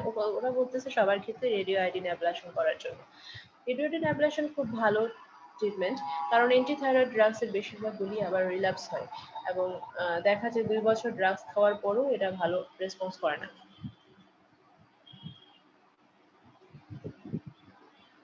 আর সার্জারি কাদের ক্ষেত্রে করব? সার্জারি করব যদি অনেক বেশি লার্জ গয়টার হয়, যেটা আমার লোকাল কমপ্লিকেশন করতেছে, সেই ক্ষেত্রে আসলে সার্জারিটা ভালো option, otherwise surgery not good option. Graves ophthalmopathy খুবই ইম্পর্টেন্ট জিনিস। গ্রেভস অপথ্যালমোপ্যাথি এটা রিটেনে শর্ট কোশ্চেনে আসতে পারে। তাহলে গ্রেভস অপথ্যালমোপ্যাথির তো একটা স্কোরিং আছে, যেটা আমাদের বইগুলিতে আছে, হয়তো ডেভিডসনে নাই, অতটা না জানলেও হবে। তো আমরা সিভিয়ারিটি কিভাবে কোয়ান্টিফাই করি? সিভিয়ারিটি হচ্ছে on the basis of pain, swelling, redness এবং তার ভিশন, ইম্পেয়ারমেন্ট অফ ভিশন, এগুলোর উপরে কিন্তু আমাদের সিভিয়ারিটিটা নির্ভর করে। এবং এই আমরা যখন ম্যানেজমেন্ট করবো তখন আমাদেরকে একটু ভাগ করে বলতে হয় যে আমরা কিছু জেনারেল ম্যানেজমেন্ট এবং কিছু স্পেসিফিক ম্যানেজমেন্ট। জেনারেল ম্যানেজমেন্টে কি করব? স্মোকিং অবশ্যই সাজেশন করতে হবে বা কুইট স্মোকিং করতে হবে, পেশেন্টকে রিঅ্যাসিওর করতে হবে, এডুকেট সেন্সেশন থাকে, পেশেন্টের আই ড্রাই থাকে, সেজন্য আমরা মিথাইল সেলুলোজ আই ড্রপস অথবা জেল দিতে পারি। তাদেরকে আমার টিন্টেড গ্লাস দিতে হবে, কারণ ফটোফোবিয়া থাকে এই পেশেন্টগুলোর, এবং এটার এই tinted glass spectacles attached with side sheets, যাতে তার চোখে ধুলাবালি আলো কোনো কিছুই না যায়, সেজন্য তার চোখটাকে আমার প্রোটেকশন দিতে হবে। আরো যেটা আমরা জেনারেল ম্যানেজমেন্টে আরো কিছু অ্যাড করতে পারি, যেমন পেশেন্ট হচ্ছে মাথাটা উঁচু করে, মানে পিলো 2 to 3 পিলোতে দিয়ে তারপর সে ঘুমাবে। আরেকটা হচ্ছে যে পেশেন্ট মাথা ঝুঁকিয়ে কোনো কাজ করবে না। আর স্পেসিফিক আমরা কি দিব? যদি মাইল্ড সিভিয়ার ডিজিজের ক্ষেত্রে কিন্তু আমাদেরকে পালস থেরাপিতে যেতে হবে। Pulse therapy oral followed by oral prednisolone অথবা অরবিটাল রেডিওথেরাপি। অরবিটাল রেডিওথেরাপি আসলে আমাদের দেশে অ্যাভেলেবল না। এছাড়া আমরা আর কি, যদি মনে করেন যে স্টেরয়েডের রেসপন্স হচ্ছে না, সেই ক্ষেত্রে আমরা আরো কিছু ডিজিজ মডিফাইং এজেন্ট বা স্টেরয়েড স্পেয়ারিং এজেন্ট ইউজ করতে পারি, যেমন রিটক্সিম্যাব, সাইক্লোস্পোরিন, এগুলো। আরেকটা হচ্ছে যে সার্জারি থাকে এবং বার্ন আউট ডিজিজ হয়। বার্ন আউট ডিজিজের ক্ষেত্রে তখন আমাদেরকে যে টার্সোর অ্যাপি বা এই ধরনের সার্জারি করা হয় পেশেন্টের কসমেটিক পারপাজে। অসপি, আপনি থাইরয়েড থেকে অসপির ব্যাপারে কিভাবে প্রিপারেশন নেবেন? থাইরয়েডের অসপি কিন্তু বিভিন্ন ভাবে আসতে পারে, যেমন পিক্টোরিয়াল দিয়ে আসতে পারে।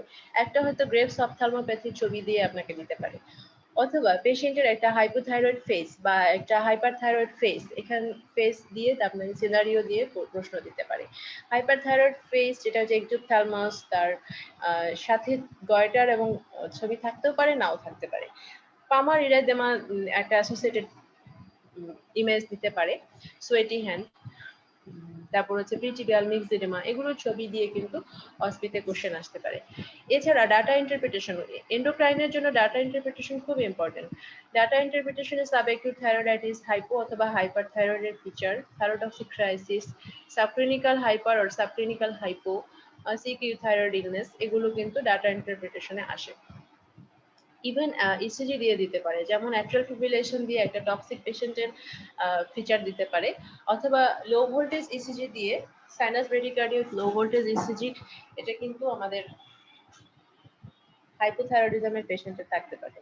আবার দেখেন, যদি পেশেন্টের হাইপোথাইরয়েড এবং একই সাথে পেরিকার্ডিয়াল ইফিউশন থাকে, তাহলে কেমন হবে? তাহলে কিন্তু তার হার্ট রেটটা নর্মালি থাকবে, লো ভোল্টেজ ইসিজি কিন্তু হার্ট রেট নর্মাল। আবার যদি low voltage ECG sinus bradycardia, সেটা পিওর হাইপোথাইরয়েডিজম। আর low voltage ECG sinus tachycardia, সেটা হচ্ছে পেরিকার্ডিয়াল ইফিউশন। চেস্ট এক্সরে দিয়ে থাকতে পারে, চেস্ট এক্সরে রেট্রোস্টার্নাল গয়টার অথবা পেরিকার্ডিয়াল ইফিউশন দিয়ে হাইপোথাইরয়েডের সিনারিও থাকতে পারে। Even thyroid scan, radio iodine uptake test, এগুলো দিয়েও কিন্তু অসপিতে কোশ্চেন থাকতে পারে। তাহলে এরকম আমার একটা থাইরোটক্সিক ফেস উইথ গয়টার অথবা শুধুমাত্র গয়টার, এটা মাল্টিনোডুলার গয়টার দেখাই যাচ্ছে, এক একটা গয়টার এক এক রকম। এটা এরকম যেরকম ডিফিউজলি এনলার্জ, এটা সেরকম ডিফিউজলি এনলার্জ না। আর এটা হচ্ছে হাইপোথাইরয়েড ফেস। পাফি ফেস, হ্যাঁ, তারপর ইডিওটিক লুক, ডিপ্রেসড।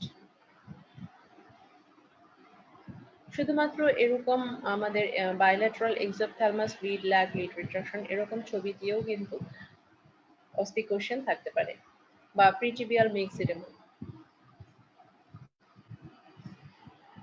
একটা স্যাম্পল অস্পি আমি আপনাদের জন্য রেখেছি। এটা দেখেন যে একটা 68 years old man presenting with a firm painless mass in front of neck for last 1 year। সবসময় মনে রাখবেন যে কোশ্চেনের প্রত্যেকটা কম্পোনেন্ট ইম্পর্টেন্ট থাকে এবং প্রতিটা কম্পোনেন্ট নিয়েই ভাববেন যেটা কেন দিল। যেমন এখানে দেখেন 60, আমরা পড়তেছি থাইরয়েড, অবভিয়াসলি এটা থাইরয়েডের একটা অস্পি হবে, আপনি তো এটা বায়াস, আপনি আগে থেকেই জানেন। তাহলে আমরা থাইরয়েড নিয়ে চিন্তা করি যে 68 years old man, যেহেতু এটা মোর দ্যান 60 ইয়ার্স, একজন মেল পেশেন্ট, সে একটা firm painless mass in front of neck for last 1 year with severe watery diarrhea off and on for last 2 months. On examination, patient is ill looking, palpable cervical lymph node with bony pain। তার মানে তার lymph node metastasis আছে, বোনসও metastasis আছে। তাহলে আমরা জানি যে elderly mail পেশেন্টের সবচেয়ে কমন হচ্ছে মেডুলারি সেল কার্সিনোমা। এখন দেখেন কোশ্চেনগুলো পড়েন। অস্পির নিয়ম হচ্ছে অস্পি পুরোটা পড়ে ফেলবেন, একদম কোশ্চেন সহ সবটুকু পড়ে ফেলবেন উত্তর লেখার আগে, কারণ পুরো কোশ্চেন পড়লে আপনি অনেক ক্লু পেয়ে যাবেন, যেটা হয়তো শুধুমাত্র আপনি এই সিনারিও থেকে হিন্টস পাচ্ছেন না। তাহলে কোশ্চেন কি, এটা হচ্ছে যে mention 4 secretory products of the condition, what is the cause of severe watery diarrhea, mention 3 association of the disease। এই যে দেখেন 3 association of the disease, এটা দিয়ে কিন্তু আপনাকে ইন্ডিকেট করে দিল যে এটা কোন ডিজিজ বা আপনার কাছে কি যাচ্ছে, কারণ এটা বোঝাই যাচ্ছে এটা ম্যান 2 এবং 3 অ্যাসোসিয়েশন মানে এখানে তিনটা ডিজিজের নাম লিখতে হবে। এবং right down single drug treatment for advance disease condition. এখন দেখেন histology of neck, histology of neck যেটা দেখা যাচ্ছে সেটা হচ্ছে যে এইগুলি হচ্ছে প্যারাফলিকুলার সি সেল। এইগুলি প্যারাফলিকুলার সি সেল কি রিলিজ করে, এটা ক্যালসিটোনিন রিলিজ করে, যে হাইপার ক্যালসিটোনিমিয়ার জন্য এই পেশেন্টের ওয়াটারি ডায়রিয়া হচ্ছে, সিভিয়ার ওয়াটারি ডায়রিয়া হচ্ছে। তাহলে মেডুলারি সেল কার্সিনোমার 4টা সিক্রেটরি প্রোডাক্ট কি কি, এখান থেকে ক্যালসিটোনিন রিলিজ হয়, এসিটিএইচ রিলিজ হয়, সেরোটোনিন রিলিজ হয়, প্রোস্টাগ্ল্যান্ডিন রিলিজ হয়। তার উত্তরগুলো আমরা দেখে নিই। দেখেন 4 প্রোডাক্টস হচ্ছে ক্যালসিটোনিন, সেরোটোনিন, প্রোস্টাগ্ল্যান্ডিন এবং এসিটিএইচ। এই এসিটিএইচ কিন্তু এই মেডুলারি সেল কার্সিনোমার পেশেন্ট কিন্তু একটোপিক এসিটিএইচ নিয়ে কুশিং সিনড্রোম নিয়ে পেশেন্ট প্রেজেন্ট করতে পারে। একটোপিক এসিটিএইচ এর যে কুশিং ডিজিজ, যেটা হচ্ছে যে আপনার patient mainly hypokalaemia with proximal myopathy নিয়ে প্রেজেন্ট করে এবং হাইপার পিগমেন্টেশন, সেটা কিন্তু থাইরয়েডের সাথে এই মেডুলারি সেল কার্সিনোমার সাথে একটা রিলেশন আছে। আর ওয়াটারি ডায়রিয়ার কজ হচ্ছে হাইপার ক্যালসিটোনিমিয়া। 3টা অ্যাসোসিয়েশন কি দেখেন, primary hyper parathyroidism, phaeochromocytoma, neurofibromatosis. আরেকটা লাস্ট কোশ্চেন ছিল যে একটা ড্রাগসের নাম, right down single drug treatment for advanced disease condition. এটা টাইরোসিন কাইনেজ ইনহিবিটরস, যেটা ইউজ করা হয় সেটা হচ্ছে ভ্যান্ডেটানিন। এখন দেখেন যদি আপনি এই কোশ্চেনটা ধরতে পারেন তাহলে কিন্তু এখানে 10-এ 10 পাওয়া সম্ভব, আর যদি কেউ ধরতে না পারে তার একদম 0 হয়ে যাওয়া সম্ভব। তাহলে এরকম হিস্টোলজি দেখে আসলে ঘাবড়ে যাওয়ার কিছু নাই, আপনি যদি পুরো কোশ্চেনটা পড়েন এবং এর সাথে অ্যাসোসিয়েশন খুঁজেন তাহলে কিন্তু আপনি উত্তরটা বুঝতে পারবেন।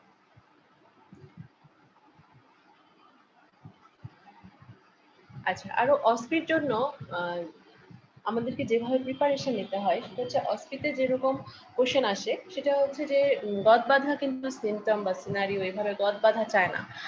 এফসিপিএস এ খুব বেশি একদম আমি বলবো ডিমার্কেট করে দেয়, যেমন হয়তো বলবে যে হাইপোথাইরয়েডিজম একটা পেশেন্টের হয়তো দিল যে একটা ছবি দিয়ে দিল এবং ওখানে কিন্তু আপনাকে বলবে না যে ক্লিনিক্যাল ফিচার লেখো, ওখানে বলবে যে এই পেশেন্টের তুমি 5টা জেনারেল এক্সামিনেশন ফাইন্ডিং লিখো, অথবা বলবে যে 5টা নার্ভাস নিউরোলজিক্যাল ফাইন্ডিং লিখো, অথবা 2টা কার্ডিওভাস্কুলার ফাইন্ডিং লিখো। আপনি তখন ইন জেনারেল গদ বাঁধা লিখতে পারবেন না, কিন্তু তখন আপনাকে কিন্তু ওটা স্পেসিফিক ওই কয়েকটাই লিখতে হবে। এখন আপনি যদি এটা আগে থেকে প্রিপারেশন নিয়ে না রাখেন তাহলে ওই মুহূর্তে অল্প সময়ে খুঁজে খুঁজে বের করে লিখতে গেলে কিন্তু আপনি সবগুলি কোশ্চেনের আনসার করতে পারবেন না। সেই জন্য এখন থেকে পড়ার সময় এরকম ভাগ করে পড়বেন। যেমন এই হাইপোথাইরয়েডিজমের পেশেন্টে জেনারেল এক্সামিনেশনে আমরা কি কি দেখি, যেমন পেশেন্টটা প্যালোর থাকে, পাফি ফেস থাকে, তার ব্রেডিকার্ডিয়া থাকতে পারে, হাইপারটেনশন থাকতে পারে, পেশেন্ট অ্যানিমিক থাকতে পারে, ইডেমাটাস থাকে। এরপর হচ্ছে নার্ভাস সিস্টেমে আমরা হাইপোথাইরয়েডিজমের কি কি ফিচার পাই। একটা হচ্ছে যে তার হর্সনেস অফ ভয়েস, এটা neurological finding, delayed relaxation of ankle jerk, তারপর carpal tunnel syndrome, reversible dementia, আর সেরেবেলার ডিজেনারেশন, পেরিফেরাল নিউরোপ্যাথি, এগুলো কিন্তু নার্ভাস সিস্টেমের ফাইন্ডিং। তাহলে দেখেন এগুলো যদি আগে থেকে আপনি সাজায় না রাখেন, ওই সময় পরীক্ষার হলে যায় কিন্তু ফাইনাল ম্যাচ কিন্তু একদিনে খেললে হয় না, আগে থেকে তার টেস্ট ম্যাচ খেলতে হয়, প্রিপারেশন নিতে হয়।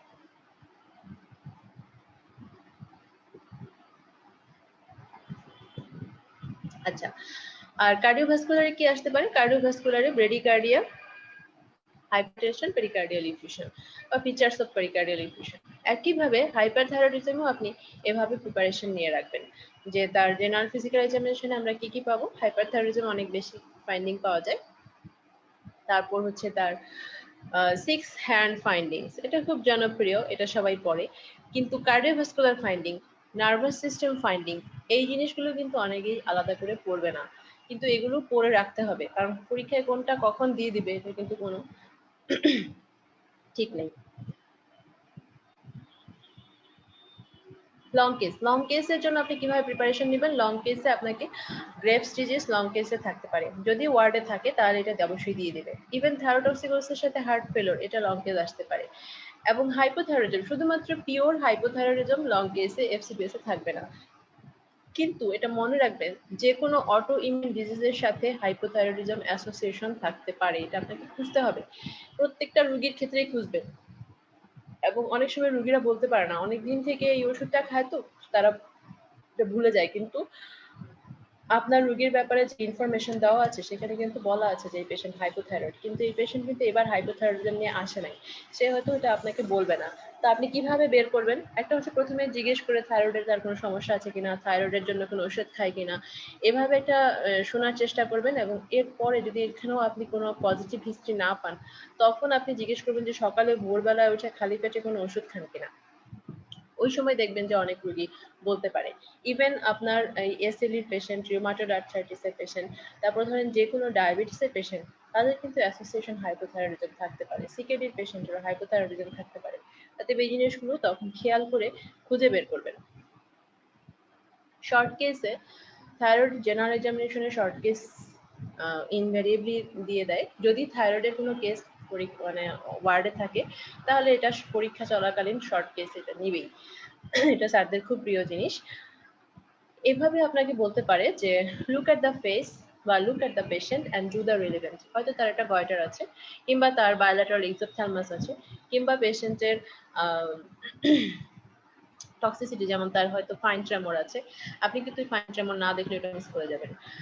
তার হয়তো লিড ল্যাগ বা লিড রিট্রাকশন আছে, এই জিনিসগুলো আপনাদের সার্চ করতে হবে। বা অনেক সময় বলে এক্সামিন দ্য নেক, বা এরকমও বলে যে handshake with the patient and to the relevant. তাহলে হাইপো হাইপার দুইটাই কিন্তু হ্যান্ডশেক করলে বোঝা যাবে। হাইপারথাইরয়েডিজমের পেশেন্টের আমরা কি পাবো? ওয়ার্ম সোয়েটি পাম্প পাবো। আর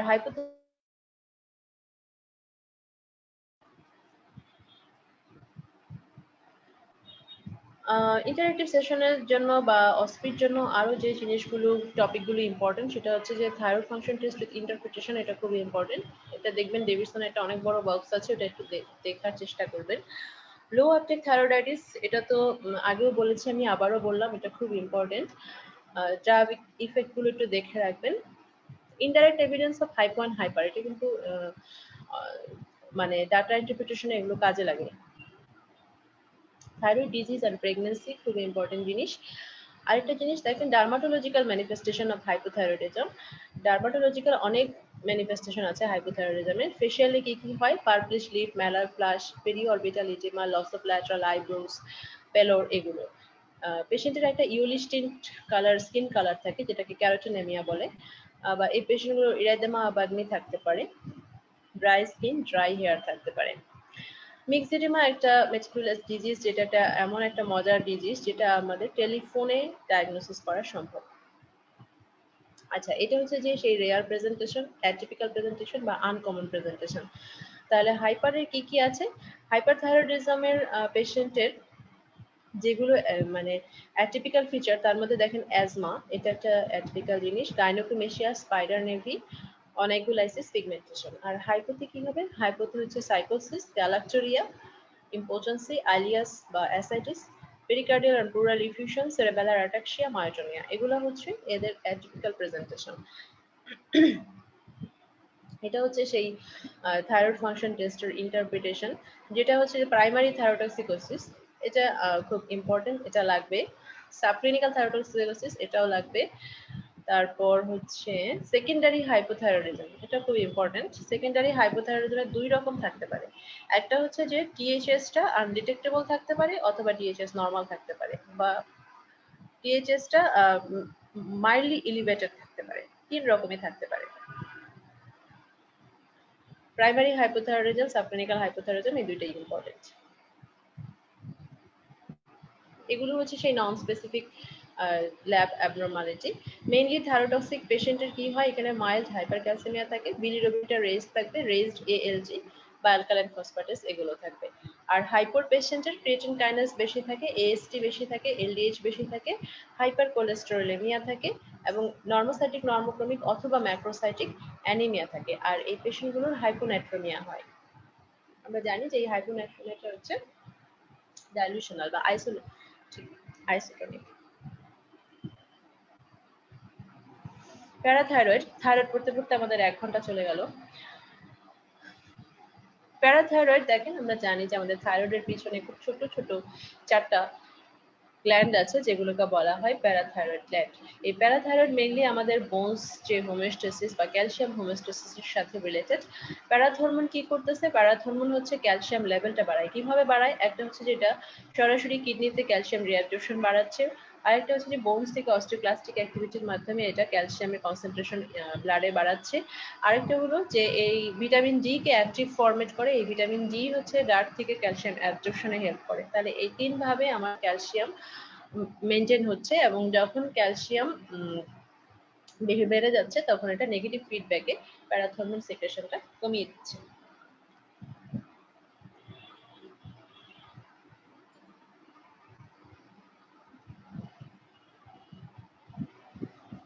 আচ্ছা, এখানে হরমোন এক্সেস হলে আমরা জানি যে এটা প্রাইমারি বা টারশিয়ারি। প্রাইমারি এবং parathyroid adenoma, parathyroid carcinoma, parathyroid hyperplasia এগুলো। আর সেকেন্ডারি হলে সেকেন্ডারি হাইপারপ্যারাথাইরয়েডিজম, যেটা সিকেডিতে হয়, মাল অ্যাবজর্পশন এবং ভিটামিন ডি ডেফিসিয়েন্সি। আর হরমোন ডেফিসিয়েন্সি হচ্ছে হাইপোপ্যারাথাইরয়েডিজমে, যেটা মেইনলি বেশিরভাগই হয় পোস্ট সার্জিক্যাল, কিছু অটোইমিউন কজ আছে। আরেকটা হচ্ছে যে হরমোন রেজিস্ট্যান্স, এটা কিন্তু অস্ট্রির জন্য খুবই ইম্পর্টেন্ট, যে সিউডো হাইপোপ্যারাথাইরয়েডিজম অস্ট্রিতে আসে, সিউডো হাইপোপ্যারাথাইরয়েডিজম। হাইপার ক্যালসিমিয়া এবং হাইপোক্যালসিমিয়া। প্যারাথাইরয়েডে আমরা মূলত ক্যালসিয়াম নিয়েই পড়বো। হাইপার ক্যালসিমিয়া এবং হাইপোক্যালসিমিয়া খুব ইম্পর্টেন্ট টপিক, বোথ রিটেন এবং অস্পি দুটার জন্যই খুব ইম্পর্টেন্ট।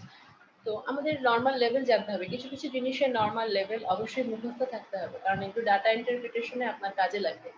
সবসময় পাশে নর্মাল রেফারেন্স রেঞ্জ দেওয়া থাকবে না। তার মধ্যে ক্যালসিয়াম একটা ইম্পর্টেন্ট জিনিস। টোটাল ক্যালসিয়াম যদি মোর দেন 10.5 মিলিগ্রাম পার ডিএল হয় প্রোটিন নর্মাল থেকে, তাহলে সেটাকে আমরা বলবো হাইপারক্যালসিমিয়া।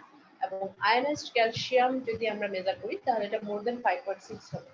কখন আমরা এটাকে মাইল্ড হাইপারক্যালসিমিয়া বলবো, কখন মডারেট, কখন সিভিয়ার। আপ টু 12 পর্যন্ত এটা মাইল্ড, মডারেট হচ্ছে 12 to 14, সিভিয়ার হবে যদি মোর দেন 14 হয়। ট্রান্সপোর্ট কি? এটা আমরা জানি যে 40% অ্যালবুমিনের সাথে বাউন্ড করে এটা ব্লাডে সার্কুলেশন হয়, 50% হচ্ছে আয়নাইজড ফর্মে থাকে, আর 10% bound to citrate, lactate or phosphate. এই যে 60% ক্যালসিয়াম, এই 50% এবং 10% এটাই হচ্ছে বায়ো অ্যাভেলেবল ক্যালসিয়াম। হাইপারক্যালসিমিয়ার কজ কি? এটা তো আমাদের রেভিশনে খুব সুন্দর করে দেওয়া আছে, যে আমাদের যদি নর্মাল অথবা এলিভেটেড প্যারাথর্মোন লেভেল থাকে তাহলে এটা প্রাইমারি অথবা টারশিয়ারি হাইপারপ্যারাথাইরয়েডিজম, লিথিয়াম ইনডিউসড হাইপারপ্যারাথাইরয়েডিজম, অথবা ফ্যামিলিয়াল হাইপোক্যালসিউরিক হাইপারক্যালসিমিয়া। কিন্তু যদি প্যারাথর্মোন কম, মানে লো প্যারাথাইরয়েড হরমোন এবং হাই ক্যালসিয়াম, সেটার মেইন কজ হচ্ছে ম্যালিগন্যান্সি। কোন কোন ম্যালিগন্যান্সিতে ক্যালসিয়াম বাড়ে? এটা lungs, breast, myeloma, renal, lymphoma এবং থাইরয়েড। তাহলে এগুলো কেন বাড়ে? কারণ হচ্ছে এখানে ধরনের পেপটাইড হরমোন রিলিজ হয় যেটা প্যারাথাইরয়েডের মতো কাজ করে।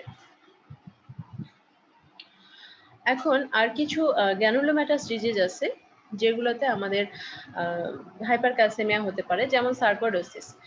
ইভেন আপনার টিউবারকুলোসিসও এই হাইপারক্যালসেমিয়া হতে পারে। এবং ভিটামিন ডি টক্সিকোসিস, এই সবগুলোতেই কিন্তু ভিটামিন ডি লেভেলটা বেড়ে যেয়ে হাইপারক্যালসেমিয়া হচ্ছে। থাইরোটক্সিকোসিস আমরা একটু আগেই দেখলাম, থাইরোটক্সিকোসিসে মাইল্ড হাইপারক্যালসেমিয়া থাকতে পারে। Paget's disease with immobilisation, milk alkali syndrome, thiazides আমাদের হাইপারক্যালসেমিয়া করে, এবং গ্লুকোকর্টিকয়েড ডেফিসিয়েন্সি এটা আমাদের হাইপারক্যালসেমিয়া করে।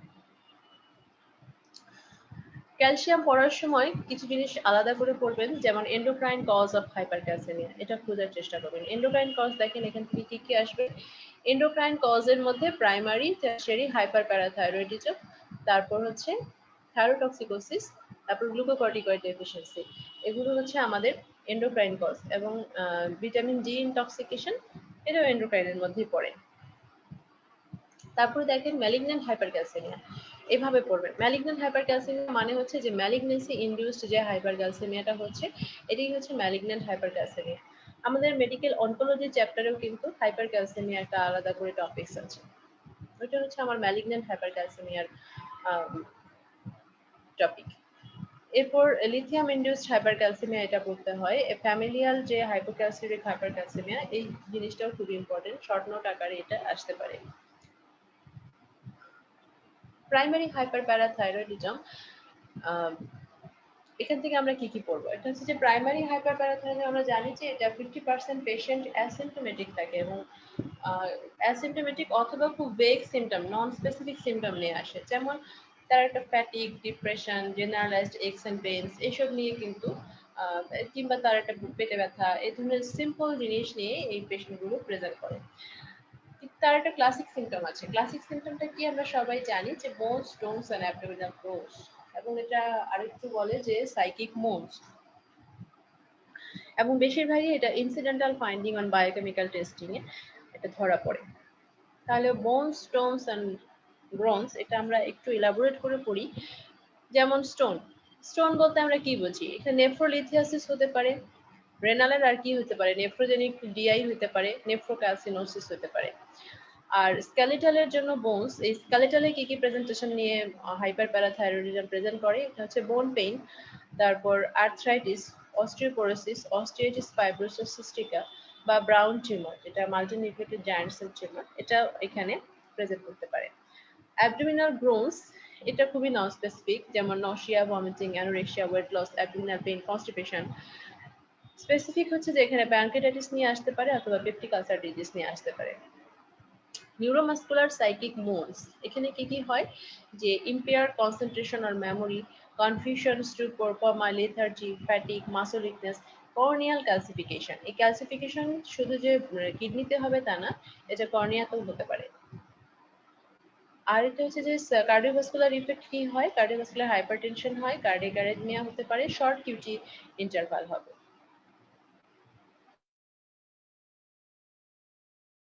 প্যারাথাইরয়েডিজম আর প্রাইমারি হাইপারপ্যারাথাইরয়েডিজম আমরা কিভাবে ডিফারেন্সিয়েট করব? প্রাইমারি হাইপারপ্যারাথাইরয়েডিজম আমরা জানি যে এটা মিডল এজ ফিমেল পেশেন্টের হয় সাধারণত। আর ম্যালিগন্যান্ট প্রাইমারি হাইপারপ্যারাথাইরয়েডিজম ইউজুয়ালি অ্যাসিম্পটোমেটিক, আর ম্যালিগন্যান্ট হাইপারক্যালসেমিয়া পেশেন্টগুলো হাইলি সিম্পটোমেটিক হবে, কারণ তার ম্যালিগন্যান্সির জন্য কিছু ফিচার থাকবে। প্রগনোসিস ভালো হচ্ছে প্রাইমারি হাইপারপ্যারাথাইরয়েডিজমে, ভেরি পুয়ার প্রগনোসিস হচ্ছে আমার ম্যালিগন্যান্ট হাইপারক্যালসেমিয়াতে। এবং এটা সাধারণত it is the early presentation of the disease, মানে হাইপারপ্যারাথাইরয়েডিজমের প্রথম প্রেজেন্টেশন হচ্ছে হাইপারক্যালসেমিয়া। আর ম্যালিগন্যান্সিতে দেখা যায় যে এই হাইপারক্যালসেমিয়াটা হচ্ছে এন্ড স্টেজ ম্যানিফেস্টেশন, মানে এটা ডিজিজের শেষ দিকে হাইপারক্যালসেমিয়া নিয়ে প্রেজেন্ট করে। ক্লাসিক প্রেজেন্টেশন হচ্ছে বোন, স্টোনস, গ্রোনস এন্ড মোনস, আর এখানে হচ্ছে ওয়েট লস, কফ, বোন পেন, ভার্টিব্রাল কলাপস বা তার প্রাইমারি যে ম্যালিগন্যান্সি তার রিলেটেড থাকবে। এখানে প্যারাথরমোন হাই আর এটাতে প্যারাথরমোন লো। আর প্রাইমারি হাইপারপ্যারাথাইরয়েডিজমে ক্যালসিয়াম হাই, ফসফেট লো। আর ম্যালিগন্যান্ট হাইপারক্যালসেমিয়া যেখানে প্যারাথরমোন লো, সেখানে কি হবে? ক্যালসিয়াম হাই, ফসফেটও হাই। এটা কিন্তু খুব ইম্পর্টেন্ট, ডাটা ইন্টারপ্রিটেশনে এই জিনিসটা খুব ইম্পর্টেন্ট। এবং এই প্রাইমারি হাইপারপ্যারাথাইরয়েডিজমে স্টেরয়েডের কোনো রোল নেই, কিন্তু ম্যালিগন্যান্ট হাইপারক্যালসিমিয়া গুড রেসপন্স স্টেরয়েডের মানে ভালো রেসপন্স করে। এখন আসেন হাইপোক্যালসিমিয়া। হাইপোক্যালসিমিয়া আমরা কখন বলবো? যদি টোটাল ক্যালসিয়াম লেস দেন 8.5 মিলিগ্রাম পার ডিএল হয়, সেরাম প্রোটিন নরমাল থাকে, তাহলে আমরা এটাকে বলবো হাইপোক্যালসিমিয়া। এবং ionised calcium less than 4.5 milligram per dL. Role of magnesium, ক্যালসিয়ামের সাথে ম্যাগনেসিয়াম খুবই মানে ওতপ্রোতভাবে জড়িত, একটার সাথে আরেকটা ইন্টার রিলেটেড। সবসময় আমাদের একটা হাইপোক্যালসিমিক পেশেন্ট যদি আমরা পাই, তার ম্যাগনেসিয়াম লেভেল আমাদেরকে মেজার করতেই হবে। এবং low level of magnesium impairs parathormone secretion. Magnesium যদি কম থাকে তাহলে সে প্যারাথর্মাল সিক্রেশনটাও মানে ইম্পেয়ার্ড হবে। এবং ম্যাগনেসিয়াম যদি কম থাকে তাহলে এটা কি করে? এটা হচ্ছে প্যারাথর্মাল অ্যাকশনের রেজিস্ট্যান্স তৈরি করে, যে জন্য এটা কিডনি এবং বোনসে প্যারাথাইরয়েড হরমোনটা কাজ করতে পারে না। সেই জন্য ম্যাগনেসিয়াম লেভেল যদি আমরা কারেকশন না করি তাহলে তার ক্যালসিয়াম লেভেলও কারেকশন হবে না। ক্যালসিয়াম এবং ম্যাগনেসিয়াম একটার সাথে আরেকটা খুবই রিলেটেড। এখন দেখেন, আমরা হাইপারক্যালসিমিয়াতে যেরকম প্যারাথর্মোনের সাথে রিলেশন করে পড়েছি, হাইপোক্যালসিমিয়াতেও কিন্তু সেম আমরা লো প্যারাথর্মোন লেভেল এবং হাই প্যারাথর্মোন লেভেলের এভাবে পড়তে হবে, তাহলে ভালো মনে থাকবে যে hypocalcaemia with low parathyroid hormone. তাহলে এটার মূল কারণ কি? মূল একটা হচ্ছে যে এটা প্যারাথাইরয়েড অ্যাজেনেসিস হইতে পারে, প্যারাথাইরয়েড তার বডিতে তৈরি হয়নি, যেমন এটা আইসোলেটেড কজ হতে পারে, অথবা এটা ডিজর্জ সিনড্রোম যেটা কনজেনিটাল ডিজিজ সেরকম হতে পারে, অথবা প্যারাথাইরয়েড ডিস্ট্রাকশন। প্যারাথাইরয়েড সাধারণত কিভাবে ডিস্ট্রাকশন হয়? মোস্টলি আয়াট্রোজেনিক, সেটা সার্জিক্যাল হতে পারে, রেডিয়েশন ইনডিউসড হতে পারে। এছাড়া infiltration by metastasis or systemic disease যেমন উইলসনস ডিজিজ, হেমোক্রোমাটোসিস, এগুলোতেও কিন্তু প্যারাথাইরয়েড ডিস্ট্রাকশন হয়। এবং অটো ইমিউন প্যারাথাইরয়েডাইটিস, এটাতেও আমাদের প্যারাথাইরয়েড ডিস্ট্রাকশন হয়। তাহলে এগুলোতে প্যারাথর্মোনও কম থাকবে, ক্যালসিয়ামও কম থাকবে। আরেকটা হচ্ছে যে প্যারাথর্মোন আছে কিন্তু তার ফাংশন কমে গেছে, মানে রেজিস্ট্যান্স। সেটা কিরকম? সেটা হচ্ছে যে বললাম হাইপোম্যাগনেসিয়ামিয়া। হাইপোম্যাগনেসিয়ামিয়া থাকলে প্যারাথর্মোন রিলিজও কম হবে, প্যারাথাইরয়েড হরমোনের ফাংশনেও রেজিস্ট্যান্স তৈরি হবে।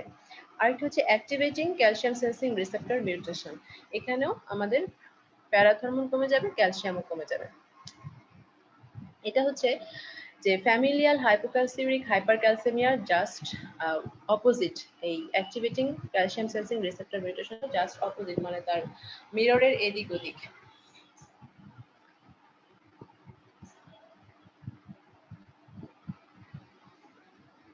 আচ্ছা, যখনই হাইপো প্যারাথাইরয়েডিজম আসবে, আচ্ছা হাইপো পড়লাম, এখন হাই প্যারাথর্মোন লেভেল।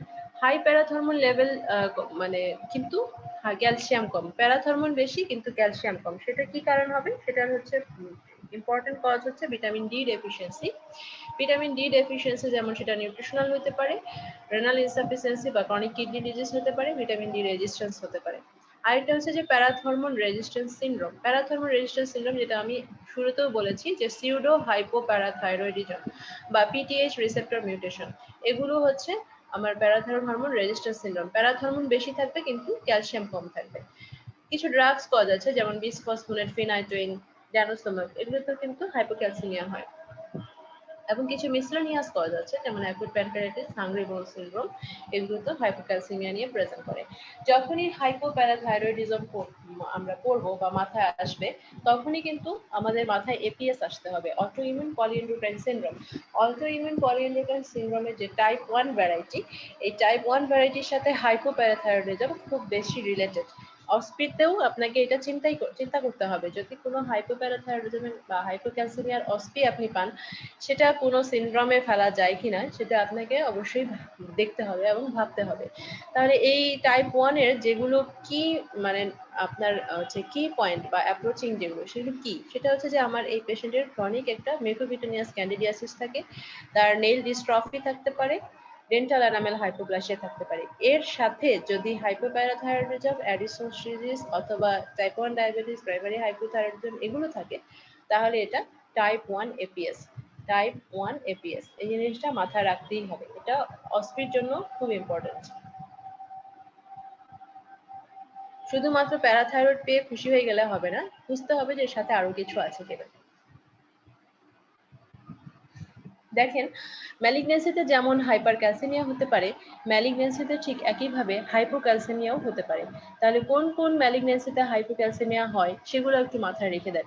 সেটা হচ্ছে অস্টিওব্লাস্টিক মেটাস্টেসিস হলে হতে পারে, নিউট্রিশনাল ডেফিসিয়েন্সি বা হাইপোঅ্যালবুমিনেমিয়া, হাইপোম্যাগনেসিমিয়া, কেমোথেরাপি ইনডিউসড হতে পারে, কারো যদি রিপিটেটিভ ব্লাড ট্রান্সফিউশন লাগে তার হতে পারে। টিউমার লাইসিস সিনড্রোম একটা ইম্পর্টেন্ট জিনিস ম্যালিগনেন্সির সাথে। অনেক ম্যালিগনেন্সিতে টিউমার লাইসিস সিনড্রোম ডেভেলপ করে, বিশেষ করে যেগুলো বাল্কি ডিজিজ, যাদের সেল বার্ডেন অনেক বেশি, তাদের ক্ষেত্রে কিন্তু হাইপোক্যালসেমিয়াটা বেশি কমন, ইভেন যেমন লিউকেমিয়া। এছাড়া রেনাল ইম্পেয়ারমেন্টের জন্য পেশেন্টের হাইপোক্যালসেমিয়া হতে পারে। এখন এই ক্যালসিয়াম হাইপোক্যালসেমিয়ার জন্য আমরা ক্লিনিক্যাল ম্যানিফেস্টেশন কি কি হবে, এটা ডিপেন্ডস আপন অনসেট। যেমন অ্যাকিউট যদি হয় তাহলে এটা carpal spasm, perioral paraesthesia, tingling, numbness, ল্যাটারাল পার্স এবং কনভালশন এগুলো নিয়ে আসে। যদি এটা ক্রনিক হয় তাহলে এই যে মিউকোকিউটেনিয়াস প্রেজেন্টেশন, যেটা যে এপিএস টাইপ 1, এটা অ্যাসোসিয়েটেড থাকতে পারে। প্যাপিলিউডিমা, বেজাল গ্যাংলিয়া ক্যালসিফিকেশন, সাইকিয়াট্রিক ম্যানিফেস্টেশন। এটা খুব ইম্পর্টেন্ট, দেখেন যে হাইপোক্যালসেমিয়ার ক্যালসিফিকেশন কোথায় হয়, বেজাল গ্যাংলিয়াতে হয়। আর হাইপার ক্যালসিমিয়াতে ক্যালসিফিকেশন কোথায় হয়, এটা হচ্ছে কিডনিতে হয় এবং কর্নিয়াতে হতে পারে। আর এটা হচ্ছে যদি লেটেন্ট হাইপোক্যালসিমিয়া হয়, লেটেন্ট হাইপোক্যালসিমিয়া দুইটা ইম্পর্টেন্ট সাইন হচ্ছে ট্রুসুস সাইন এবং গস্টিস সাইন, এবং এই সাইন দুইটার বানানটা খুব ভালো করে শিখে রাখবেন, কারণ এগুলো ইনভেরিয়েবলি সবাই ভুল করে। যদি হাইপোক্যালসেমিয়া আসে তাহলে আমরা কিভাবে ইভালুয়েশন করব? হিস্ট্রিতে কি নেব? হিস্ট্রি হচ্ছে যে এই অনসেটটা কখন হয়েছে, চাইল্ডহুড নাকি অ্যাডাল্ট। যদি চাইল্ডহুডে হয় তাকে আমাকে চাইল্ডহুডের ডিজিজের সাথে ডি জর্জ সিনড্রোম এগুলো চিন্তা করতে হবে, বা প্যারাথাইরয়েড অ্যাজেনেসিস কিনা এটা চিন্তা করতে হবে। অ্যাডাল্টহুড হলে আমরা কিন্তু তাকে যে তার যে এপিএস অথবা তার সিউডো হাইপোপ্যারাথাইরয়েডিজম এগুলোতে ফেলা যায় কিনা সেগুলো আমাদের খুঁজতে হবে। তারপর পেশেন্টের কনসেনগুইনিটি অফ ম্যারেজ আছে কিনা, এপিএস রিলেটেড হয়, অটোজোমাল রিসেসিভ প্যাটার্ন। তারপর হচ্ছে আপনার abnormal teeth, nails, recurrent mucocutaneous candidiasis, এগুলো হচ্ছে এপিএস এর সাথে রিলেটেড। অ্যাসোসিয়েটেড অটোইমিউন ডিজিজ খুঁজতে হবে। হিস্ট্রি অফ থাইরয়েডেক্টমি, প্যারাথাইরয়েডেক্টমি, এটা হচ্ছে আমাদের সবচেয়ে কমন কজ অফ হাইপোপ্যারাথাইরয়েডিজম। যদি পেশেন্টের থাইরয়েড সার্জারি হিস্ট্রি থাকে তাহলে ধরেই নেবে যে এটা তার ওই সময় তার প্যারাথাইরয়েডটাও ডিস্ট্রাকশন হয়ে গেছে বা প্যারাথাইরয়েডটাও কাটা হয়ে গেছে। ম্যালাবজেশন, লিভার ফেলিওর, রেনাল ফেলিওর এগুলোর হিস্ট্রি নিতে হবে। History of drugs, blood transfusion, CA breast, prostate এগুলোর হিস্ট্রি নিতে হবে, কারণ সিএ ব্রেস্ট এবং প্রোস্টেটে অস্টিওব্লাস্টিক মেটাস্টেসিস হয়, যেটাতে হাইপোক্যালসেমিয়া হয়। অ্যাকিউট পেইন হলে এটা অ্যাকিউট প্যানক্রিয়াটাইটিস সাজেস্ট করে। Features suggestive of acute or chronic hypocalcaemia. মজার বিষয় হলো দেখেন, হাইপার ক্যালসেমিয়া অ্যাকিউট প্যানক্রিয়াটাইটিসের কজ, আবার অ্যাকিউট প্যানক্রিয়াটাইটিস হয়ে গেলে ক্যালসিয়াম কিন্তু কমে যায়, হাইপোক্যালসেমিয়া পেতে পারি আমরা। এক্সামিনেশনে আমার সিউডো হাইপোপ্যারাথাইরয়েডিজমের টোটাল যে ফাইসোগনি আছে সেটা আমাকে খুঁজতে হবে। সেটা কেমন হয়, শর্ট স্ট্রেচার হবে, অবেসিটি হবে, পেশেন্টের যে কি বলে শর্ট ফুট মেটাকার্পাল অথবা শর্ট ফুট মেটাটার্সাল, এই জিনিসগুলো তখন আমাদের খুঁজতে হবে। ক্যাটারাক্ট খুঁজবো, প্যাপিলিউডিমা খুঁজবো, বোনি ডিফর্মিটি ইন ব্রিকেটস আছে কিনা, তার থাইরয়েড সার্জারি কোনো নেক স্কার, আর সিকেডির জন্য অ্যানিমিয়া, এডিমা, হাইপারটেনশন, লিভার ডিজিজের জন্য জন্ডিস, স্প্লেনোমেগালি, অ্যাসাইটিস এগুলো, এবং ফিচার্স অফ ম্যালঅ্যাবজর্পশন এইগুলো। ইনভেস্টিগেশনে কি করব আমরা? ইনভেস্টিগেশনে আমরা ক্যালসিয়াম প্রোফাইল করব। ক্যালসিয়াম প্রোফাইল কাকে বলে? ক্যালসিয়াম প্রোফাইল হচ্ছে serum calcium, albumin, phosphate, magnesium, vitamin D এবং প্যারাথর্মিন, এই কয়েকটা হচ্ছে ক্যালসিয়াম প্রোফাইল। এবং তার সাথে আমার ইউরিনারি 24 আওয়ার্স ক্যালসিয়াম এক্সক্রিশন লাগবে এবং রেনাল ফাংশন টেস্ট করতে হবে। দেখেন ক্যালসিয়াম মেজারমেন্টের একটা নিয়ম আছে যে এটা ফাস্টিং করতে হয়, কোনো টর্নিকোয়েট দেওয়া যায় না, এবং ব্লাড নেওয়ার আগে কোনো এক্সারসাইজ, যেটা আমাদের বেশিরভাগই করে যে টর্নিকোয়েট দিয়ে বেঁধে হাতটা একটু এক্সারসাইজ করে তারপর ব্লাড নেয়, এটা কিন্তু সেরাম ক্যালসিয়াম মেজারমেন্টে নেওয়া যায় না, এটাতে তাহলে এরর আসে, অ্যাকুরেট মেজারমেন্ট আসবে না। এবং হোয়াইট বোর্ড নিডল ইউজ করতে হবে, যদিও এটার কোনোটাই মাপা আমাদের মানা হয় না। Management of severe hypocalcaemia. Severe হাইপোক্যালসেমিয়ার কিছু আছে ইমিডিয়েট ম্যানেজমেন্ট, এবং যদি হাইপোম্যাগনেসিমিয়া থাকে তাহলে তার ম্যাগনেসিয়াম রিপ্লেসমেন্টও দিতে হবে। এখানে যেটা ইম্পর্টেন্ট জিনিস, যেটা আমাদের সবারই ভুল হয়, সেটা হচ্ছে যে আমি যখনই একটা সিভিয়ার হাইপোক্যালসেমিয়া ম্যানেজ করব, এটা তো একটা emergency state, even patient arrhythmia develop করতে পারে, লং ডিউটি ইন্টারভাল হতে পারে, তাহলে এই পেশেন্টকে আমাদের ক্যালসিয়াম গ্লুকোনেট স্ট্যাট দিতে হবে, আইভি ইনফিউশন দিতে হবে এবং ওরাল দিতে হবে, এবং এই তিনটাই কিন্তু সাইমultaneous শুরু করতে হবে। Should সাইমultaneously start in the treatment of hypocalcaemia. এমন না যে আমি এখন স্ট্যাট ডোজ দিব, তারপর বোলাস দিব, তারপর ওরাল দেবো, তা কিন্তু না। আমাকে তিনটা একসাথে শুরু করতে হবে, এবং এটা হচ্ছে তার কমপ্লিট যে ক্যালসিয়াম ডেফিসিয়েন্সিটাকে রিপ্লেনিশ করার জন্য তিনটাই আমাদেরকে একসাথে শুরু করতে হবে।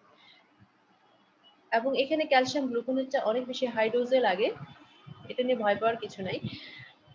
আর সাথে যদি আমাদের ম্যাগনেসিয়াম ডেফিসিয়েন্সি থাকে, আমার ম্যাগনেসিয়াম রিপ্লেসমেন্ট করতে হবে, এবং কার্ডিয়াক মনিটরিং করতে হবে। হাংরি বোন সিনড্রোম আর আজকে বলবো না। প্যারাথাইরয়েড গ্ল্যান্ড থেকে আমরা তাহলে কি কি কোশ্চেনের প্রিপারেশন নিব, সেটা হচ্ছে যে তার কিছু লং কোশ্চেনগুলো কিরকম, যে এটা একবার কোশ্চেন আসছিল এফসিপিএস এ, যেটা 38-year-old woman presented with recurrent upper abdominal pain। দেখেন 38-year-old woman, প্রত্যেকটা কথা ইম্পর্টেন্ট, আমি আগেও বলেছি। তাহলে মিডল এজ ফিমেলদের হাইপার প্যারাথাইরয়েডিজম হয়। একটা জিনিস মনে রাখবেন যে এন্ডোক্রাইন বেশিরভাগ ডিজিজগুলি হচ্ছে ফিমেল পেশেন্টের বেশি হয়, কমনলি ফিমেল পেশেন্টদের হয়। থাইরয়েড, প্যারাথাইরয়েড, অ্যাড্রেনাল বা কুশিং, এই সবই ফিমেল পেশেন্টদেরই মেইনলি হয়।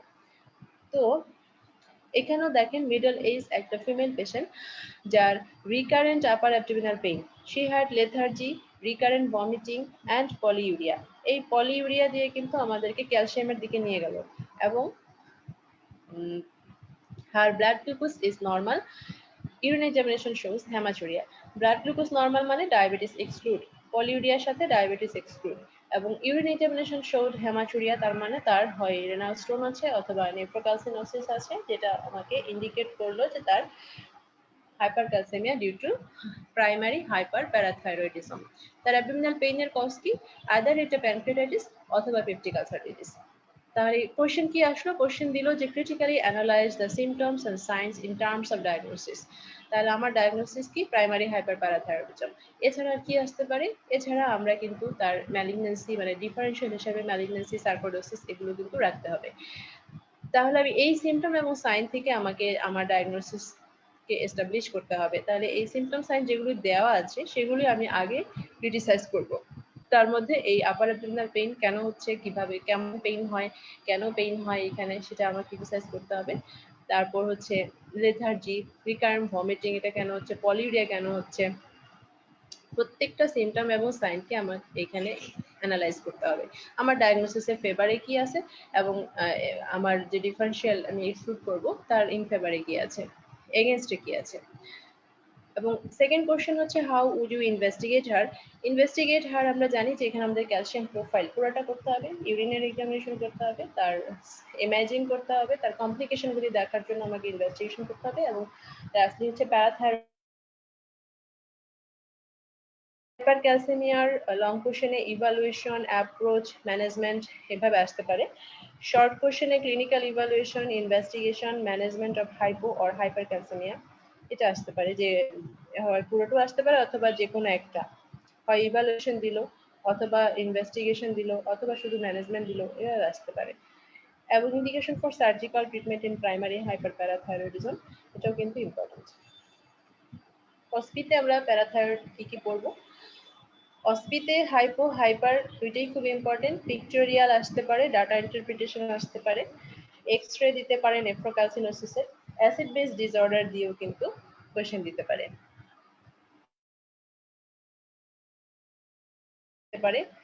যেটা পেশেন্টের গায়েও ছবি দিয়ে দিতে পারে, বস্টিক সাইন। শর্ট ফোর্থ মেটাকার্পাল, দেখেন এটা হচ্ছে আমার শর্ট ফোর্থ মেটাকার্পাল, এরকম এক্সট্রা দিতে পারে অথবা এরকম একটা হাতের ছবি দিতে পারে, এটা দেখেন ডিপ্রেসড হয়ে আছে, এটা লেন্থ অনেক কম, এটাই হচ্ছে শর্ট ফোর্থ মেটাকার্পাল। এরকম যখন আমরা হাতটাকে এরকম ফিস্ট করব তখন এখানে ডিপ্রেসড হয়ে যাবে, এই নাকলটা বোঝা যাবে না যদি এটা শর্ট থাকে, এটাতে আরো ভালো ভাবে বোঝা যাচ্ছে। আমি একটা অস্পি ফেস করেছিলাম যেখানে একটা পায়ের ছবি দেওয়া ছিল, মানে ফুটের এক্সরে দেওয়া ছিল, এবং ওটা ছিল শর্ট ফোর্থ মেটাটার্সাল। তো এগুলো খুব ভালোভাবে খেয়াল করবেন। এরকম একটা বেজাল গ্যাংলিয়ার ক্যালসিফিকেশন দিতে পারে। এটা দেখেন প্রাইমারি হাইপারপ্যারাথাইরয়েডিজমের স্কালার এক্সরে। এখানে এরকম মাল্টিপল অস্ট্রিওলাইটিক লেশন থাকে, যেটাকে বলা হয় পিপার পট অ্যাপিয়ারেন্স। এবং এরকম বাইল্যাটারাল নেফ্রোক্যালসিনোসিসের ছবি দিয়ে প্রাইমারি হাইপারপ্যারাথাইরয়েডিজমে অস্পি দিতে পারে। এবং এটা হচ্ছে আমাদের ডেভিডসনের ছবি, যেটা হচ্ছে আমাদের সিস্টেম মেবি স্ক্যানের ছবি।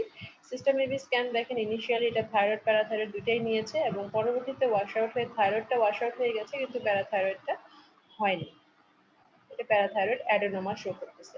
সিস্টেম মেবি স্ক্যান আসলে ডায়াগনস্টিক পারপাসে লাগে না, কিন্তু অপারেশন করার সময় কোথায় অ্যাডেনোমা সেটা বোঝার জন্য সার্জনের ক্ষেত্রে এটা হেল্পফুল হয়। তো ডায়াগনোসিসের জন্য সিস্টেম মেবি স্ক্যানের প্রয়োজন হয়।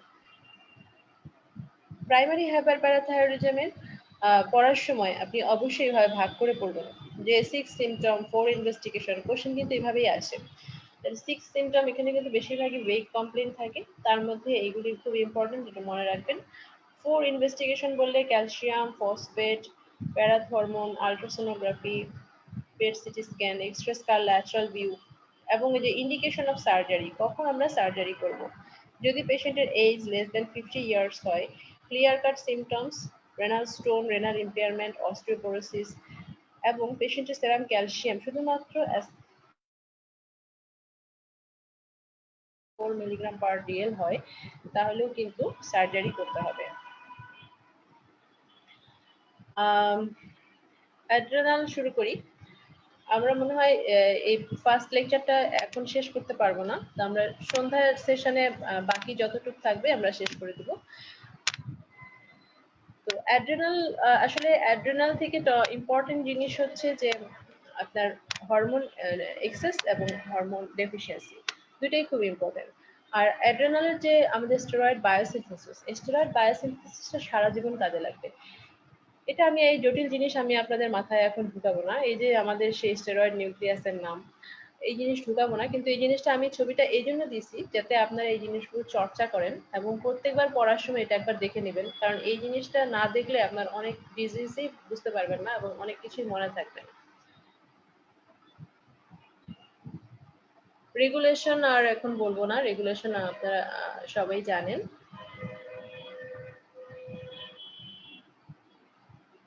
আচ্ছা, আমরা সরাসরি কোশ্চেনে চলে যাই। অ্যাড্রেনাল গ্ল্যান্ডের আমরা ডিজিজ গুলো যদি ধরে ধরে চিন্তা করি, যে কোন ডিজিজটা আমার কোন টপিকসের জন্য বেশি ইম্পর্টেন্ট, যেমন অ্যাডিসনস ডিজিজ। অ্যাডিসনস ডিজিজ অসপি বলেন, শর্ট কোশ্চেন বলেন, ইন্টারঅ্যাক্টিভ সেশন বলেন, প্রত্যেকটা ক্ষেত্রেই ইম্পর্টেন্ট। তারপর পুশিং সেম। ফিওক্রোমোসাইটোমা অনেক কোশ্চেনের লং কোশ্চেনের ডিফারেন্সিয়াল হিসেবে আসে, এই জন্য ফিওক্রোমোসাইটোমার ইভালুয়েশনটা খুব ভালো করে করতে হবে। এবং অসপিতে ফিওক্রোমোসাইটোমা খুব পেড টপিক, সিটি স্ক্যান দিয়ে দিবে, অ্যাবডোমেনের সিটি স্ক্যান দিয়ে দিবে, ইন্টারঅ্যাক্টিভ সেশনেও এটা আসতে পারে। অ্যাড্রেনাল ইনসিডেন্টালোমা, এটা evaluation as a short question এটা আসে। কনস সিনড্রোম অসপির জন্য খুব important. Even endocrine cause of hypertension, এটা কিন্তু কোশ্চেন হিসেবে আসতে পারে। এগুলো সবগুলোই কিন্তু দেখেন যে পুশিং, ফিওক্রোমোসাইটোমা, কনস সিনড্রোম, তারপর থাইরয়েডের যে হাইপার, এগুলো সবই endocrine cause of hypertension. Endocrine cause of hypertension এগুলো আপনারা সবাই জানেন, তবু আমি একটু মনে করিয়ে দেই যে ফিওক্রোমোসাইটোমা, পুশিং, কনস, তারপর hyper parathyroidism, acromegaly, primary hypothyroidism, thyrotoxicosis, congenital adrenal hyperplasia কোনগুলো রেয়ার ভ্যারাইটি, যেমন 11 বিটা হাইড্রোক্সিলেজ অথবা 17 আলফা হাইড্রোক্সিলেজ ডেফিসিয়েন্সি, যেগুলো লিডল সিনড্রোম, এগুলো সবগুলোতেই কিন্তু হাইপারটেনশন নিয়ে আসতে পারে। অ্যাডিসনস ডিজিজের পিগমেন্টেশন, এইরকম অসপি দিতে পারে। এখানে দেখেন এটা গাম পিগমেন্টেশন, চেস্ট, এখানে তো হ্যান্ড এবং ফুটের যে নাকল, হ্যান্ড ফ্রিজ, এগুলোতে পিগমেন্টেশন বা জেনারেলাইজ পিগমেন্টেশন। সবচেয়ে ইম্পর্টেন্ট জিনিস হচ্ছে যে এটা সেকেন্ডারি হতে পারে, প্রাইমারি হতে পারে। সবচেয়ে বেশি কিন্তু হয় সেকেন্ডারি। সেকেন্ডারি কাদের ক্ষেত্রে হয়? যারা হচ্ছে withdrawal of suppressive glucocorticoid therapy, যে অনেক দিন থেকে স্টেরয়েড কোনো কারণে নিচ্ছিল, এখন বন্ধ করে দিয়েছে, তখন তারা একটা এইচপি এক্সিস সাপ্রেশন বা সেকেন্ডারি এইচপি এক্সিস সাপ্রেশন নিয়ে আসে, যেটা আমাদের কনটেক্সটে, আমাদের অথবা সারা বিশ্বের কনটেক্সটে ওইটাই সবচেয়ে বেশি মানে more cause of the adrenocortical insufficiency। আর প্রাইমারি যে adrenocortical insufficiency, যেটা হচ্ছে যে আমাদের অ্যাড্রেনাল কজ, সেটাকে আমরা বলা হচ্ছে অ্যাডিসনস ডিজিজ, যেখানে এসিটিএইচ হাই থাকবে। আর সেকেন্ডারিতে এসিটিএইচ লো, যেটা হাইপোথ্যালামিক অথবা পিটুইটারি ডিজিজ, অথবা যেটা হচ্ছে সাপ্রেসিবল গ্লুকোকর্টিকয়েড থেরাপির উইথড্রয়াল। এগুলো হচ্ছে সেকেন্ডারি কজ, যেখানে এসিটিএইচ লো, আর প্রাইমারি কজে এসিটিএইচ হাই। তাহলে অ্যাডিসনস ডিজিজ মধ্যে কিন্তু এই autoimmune cause, tuberculosis, HIV AIDS, metastatic carcinoma, bilateral adrenalectomy, এগুলো কিন্তু এর ভিতরে। এছাড়া কিছু রেয়ার কজ আছে, যেগুলো অ্যাড্রেনোলাইটিক ড্রাগ, যেমন মেটারাপন, কিটোকোনাজল ইন্টারমিডিয়েট, এগুলো কিন্তু আমাদের অ্যাড্রেনোকর্টিক্যাল ইনসাফিসিয়েন্সি করতে পারে। এখন অ্যাড্রেনাল ক্রাইসিস, এটা যেটা ইমার্জেন্সি ম্যানেজমেন্ট আসে বা অ্যাকিউট ম্যানেজমেন্ট আসে, সেই ক্ষেত্রে আমাদেরকে মনে রাখতে হবে 4S, সে মানে প্রিন্সিপালস অফ ম্যানেজমেন্ট। সেটা কি? প্রিন্সিপালস অফ ম্যানেজমেন্ট হচ্ছে আমাকে স্যালাইন দিতে হবে। স্যালাইন মানে আইভি ফ্লুইড দিতে হবে আমাদেরকে, মানে পেশেন্টের হাইড্রেশন মেনটেন করতে হবে, এবং আমাদেরকে সুগার দিতে হবে, কারণ এই পেশেন্টগুলো হাইপোগ্লাইসেমিয়া নিয়ে আসে, এবং তাকে সোডিয়াম দিতে হবে, তার সোডিয়াম হাইপোনাট্রেমিয়া থাকে। আর হচ্ছে পেশেন্টকে স্টেরয়েড দিতে হবে। তাহলে আমরা কি কি দিব? স্যালাইন দিব, সুগার দিব, সোডিয়াম দিব, স্টেরয়েড দিব। তাহলে স্যালাইনটি আমরা নরমাল স্যালাইন দিব, আর তার সাথে হচ্ছে তাকে সুগার দিতে হবে, মানে ডেক্সট্রোজ দিতে হবে, এবং তার স্টেরয়েড রিপ্লেসমেন্ট করতে হবে। মানে আমরা এখানে শর্ট অ্যাক্টিং স্টেরয়েডটা হাইড্রোকর্টিসন মোর প্রেফারেবল। যদি অন্য কোনো ট্রিটমেন্ট বলে, তার সেটা হচ্ছে ট্রিটমেন্ট অফ প্রাইমারি কজ। আমাকে প্রাইমারি কজ খুঁজে বের করে তার ট্রিটমেন্ট দিতে হবে। পেশেন্টের এই অ্যাডিসনস ডিজিজের পেশেন্টের কিন্তু অ্যাকুট ম্যানেজমেন্টে ফ্লুইড্রোকর্টিসনের কোনো রোল নেই। এখানে শুধুমাত্র হাইড্রোকর্টিসন বা কর্টিকোস্টেরয়েড দিলেই হবে। এবং এই পেশেন্টে আরেকটা ইন্টারেস্টিং জিনিস হচ্ছে হাইপারক্যালেমিয়া থাকে কমনলি অ্যাডিসনস ডিজিজে, কিন্তু এই পেশেন্টগুলোকে শুধুমাত্র ভলিউম রিপ্লেস করলেই হয়, এর জন্য স্পেসিফিক হাইপারক্যালেমিয়ার জন্য কোনো ম্যানেজমেন্ট লাগে না। একটা স্যাম্পল কোশ্চেন বলে আজকে আমরা এখনকার মতো ক্লাস শেষ করব। যেমন একজন businessman age 30 years presented with history of dyspepsia, disturbed sleep, palpitation, increased thirst for last 3 months. He has history of panic attack. His mother is known hypertensive. His pulse was 120 per minute. Regular blood pressure was 60/100. How would you investigate and manage a male patient যে dyspepsia, disturb sleep, palpitation, increase thirst এগুলো নিয়ে আসলো, panic অ্যাটাকের history আছে, মায়েরও একটা হাইপারটেনশনের history আছে। এটা হতে পারে যে সে তার কোনো ফ্যামিলিয়াল সিনড্রোম, অথবা তার মানে যেহেতু হাইপারটেনশনটা একটা জেনেটিক রিলেশনশিপ আছে, সেভাবেও কিন্তু ফ্যামিলি হিস্ট্রি পজিটিভ, সেটাও হতে পারে। তাহলে আমার ডিফারেন্সিয়ালগুলি আসবে হচ্ছে এখানে সবচেয়ে ইম্পর্টেন্ট ডিফারেন্সিয়াল হচ্ছে ফিওক্রোমোসাইটোমা, এবং এরপর হচ্ছে থাইরোটক্সিকোসিস, এবং লাস্টলি হচ্ছে ম্যান 2। অস্পিতে দেখেন, এই কোশ্চেনটাই অস্পিতে আসতে পারে, এরকম সিনারিও দিয়ে তার সাথে এরকম একটা সিটি স্ক্যানার ছবি দিয়ে দিতে পারে। সিটি স্ক্যানে এখানে যেরকম আমি মার্কিং করে দিয়েছি, এরকম মার্কিং ছবি কিন্তু অস্পিতে দিবে না। তাহলে আমাকে খুঁজে বের করতে হবে যে এখানে কোথায় সমস্যা। যখন এই উপরের কোশ্চেনের মতো এরকম একটা সিনারিও থাকবে, তখন তো অবভিয়াসলি আমরা অ্যাড্রেনাল গ্ল্যান্ড খুঁজবো, তাই না? তাহলে এখানে দেখেন অ্যাড্রেনালটা যে এনলার্জ সেটা বোঝা যাচ্ছে, এবং অ্যাড্রেনালটা কিন্তু এটা হেটারোজেনাস, এটা কিন্তু হোমোজেনাস না। তাহলে এখানে এরকম একটা ছবি দেওয়ার পরে যা অস্পি কোশ্চেন থাকতে পারে যে 5 other symptoms, 3 other investigation, name 3 drugs used in the treatment of this patient, and what is definite modality of treatment। এইভাবে কিন্তু আমাদের অস্পি কোশ্চেন আসতে পারে। তাহলে 5 other symptoms, যে সিমটমস গুলি এই কোশ্চেনে দেওয়া আছে সেটা কিন্তু আমরা বলবো না, এছাড়া আরো 5টা সিমটম বলতে হবে। দেখেন এই একই রকম সিনারিও দিয়ে এটা লং কোশ্চেন হিসাবে আসতে পারে, আবার এই একই রকম সিনারিও দিয়ে এরকম একটা সিটি স্ক্যান দিয়ে এটা অসপি হিসাবেও আসতে পারে। তো অসপিতে যখন আপনি এই কোশ্চেনটা পড়লেন যে name 3 drugs used in the treatment of this patient, তখন কিন্তু আপনার মাথায় কিন্তু ফিওটা ঢুকে গেল, কারণ ফিওতেই 3টা স্টেজে 3 ধরনের ড্রাগস লাগে। তাহলে দেখেন আদার ফিচার্স গুলো যেটা যেটা আমার ওখানে উল্লেখ আছে, তাছাড়া বাকিগুলো আমরা এখান থেকে লিখবো। ইনভেস্টিগেশনে আমরা 24 আওয়ার্স ইউরিনারি ক্যাটেকোলামাইন করব, ইউরিনারি ম্যাটানেফ্রিন, নরম্যাটানেফ্রিন, সেরাম ক্রোমোগ্রানিন এ, এটা হচ্ছে টিউমার মার্কার। অ্যাবডোমিনাল সিটি তো করা আছে, এটা লিখবো না। এমআইবিজি স্ক্যান লিখতে পারি বা পেট সিটি স্ক্যান লিখতে পারি। ম্যানেজমেন্ট, আমাদের মেইন ম্যানেজমেন্ট হচ্ছে সার্জারি, আর এগুলো আমাদের দেশে অ্যাভেলেবল না।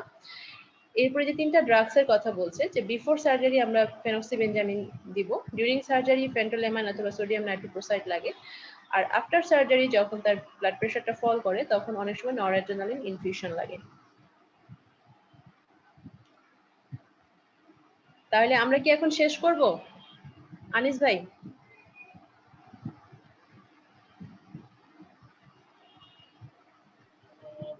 ম্যাডাম আমি আনমিউট করে দিই, কারণ কোনো প্রশ্ন থাকলে প্রশ্ন করবো।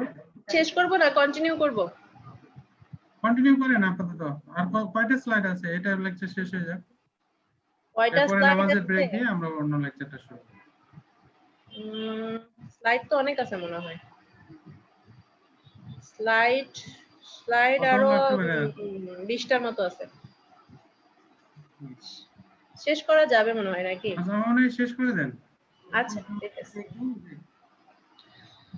তাহলে স্টেরয়েড উইথড্রয়াল প্রোটোকল, এটা খুব ইম্পর্টেন্ট জিনিস। স্টেরয়েড উইথড্রয়াল প্রোটোকলটা আসলে অনেকেই যার যার নিচের মতো করে একটা ফর্মুলা মেনে চলে, কিন্তু আমাদের এন্ডোক্রাইনে যেটা ফলো করা হয় আমি সেই প্রোটোকলটাই এখানে দিয়েছি, যেটা আসলে গাইডলাইন অনুযায়ী আমরা এভাবেই ফলো করি। স্টেরয়েড এন্ডোক্রাইনোলজিতে স্টেরয়েডের ইন্ডিকেশন কি? রিপ্লেসমেন্ট, একটা অ্যাডিশনাল ডিজিজের রিপ্লেসমেন্ট হিসেবে আমরা দিতে পারি, আর একটা হচ্ছে গ্রেভস অপথ্যালমোপ্যাথিতে আমাদের পালস স্টেরয়েড দিতে হয়, এটা এন্ডোক্রাইনের ইন্ডিকেশন। এছাড়াও আমাদের অনেক ডিজিজেই স্টেরয়েড দিতে হয়, যেগুলি হচ্ছে রিউমাটোলজিতে অনেক বেশি, অনেকগুলি ডিজিজে আমরা দিই। স্কিনের কিছু ডিজিজ আছে যেগুলোতে স্টেরয়েড দিতে হয়, এরকম মাল্টিপল ডিজিজ আছে। আর সেই সব ক্ষেত্রে কিন্তু আমাদেরকে এটা গ্র্যাজুয়ালি স্টেরয়েডটাকে উইথড্র করতে হয়। তো সেই উইথড্রলটাই আমরা আজকে শিখবো। ইকুইভ্যালেন্ট ডোজ যেটা ডেভিডসনে আছে সেটা তো সবাই জানি। যে দুটো এক্সট্রা সেটা হচ্ছে যে মিথাইল প্রেডনিসোলন এই হাইড্রোকর্টিসন 20 মিলিগ্রামের সাথে প্রেডনিসোলন 5 মিলিগ্রাম ইকুইভ্যালেন্ট, এবং এটার সাথে মিথাইল প্রেডনিসোলন 4 মিলিগ্রাম ইকুইভ্যালেন্ট, আর ডেফলাজাকর যেটা নিউলি খুব ইউজ হচ্ছে সেটা হচ্ছে 6 মিলিগ্রাম। তো টপিক্যাল স্টেরয়েড কি এসপি এক্সেস সাপ্রেশন করতে পারে? উত্তর হবে যে হ্যাঁ করতে পারে। কখন? যদি এটা অক্লুসিভ ব্যান্ডেজ দিয়ে ইউজ করা হয়, রাতের বেলা ইউজ করা হয়, এবং অ্যাব্রাডেড স্কিনের উপরে ইউজ করা হয়। আরেকটা খুব বেসিক কোশ্চেন যে আমাদের what is the therapeutic difference between primary and secondary hypoaldosteronism? Primary এবং সেকেন্ডারি হাইপোঅ্যালডোস্টেরনিজমে আমাদের থেরাপিউটিক ডিফারেন্স কি? থেরাপিউটিক ডিফারেন্স হচ্ছে যেহেতু প্রাইমারি ডিজিজটা অ্যাড্রিনাল গ্ল্যান্ডের ডিজিজ, তার মানে এখানে আমাদের কর্টিকোস্টেরয়েডও নেই, মিনারেলোকর্টিকয়েডও নেই, দুইটাই রিপ্লেসমেন্ট দিতে হবে। আর সেকেন্ডারি হাইপোঅ্যালডোস্টেরনিজম এটা যেহেতু আমার অ্যাড্রিনালের ডিজিজ না, এটা হচ্ছে আমার আইদার পিটুইটারি হাইপোথ্যালামাসের ডিজিজ অথবা এটা স্টেরয়েড সাপ্রেশন উইথড্রয়াল, সেটা হলে কিন্তু আমাদের তার গ্লুকোকর্টিকয়েড শুধুমাত্র ডেফিসিয়েন্সি, কিন্তু তার মিনারেলোকর্টিকয়েড কিন্তু সাফিসিয়েন্ট পরিমাণে থাকবে। সেই ক্ষেত্রে শুধুমাত্র কর্টিকোস্টেরয়েড রিপ্লেসমেন্ট দিলেই হবে।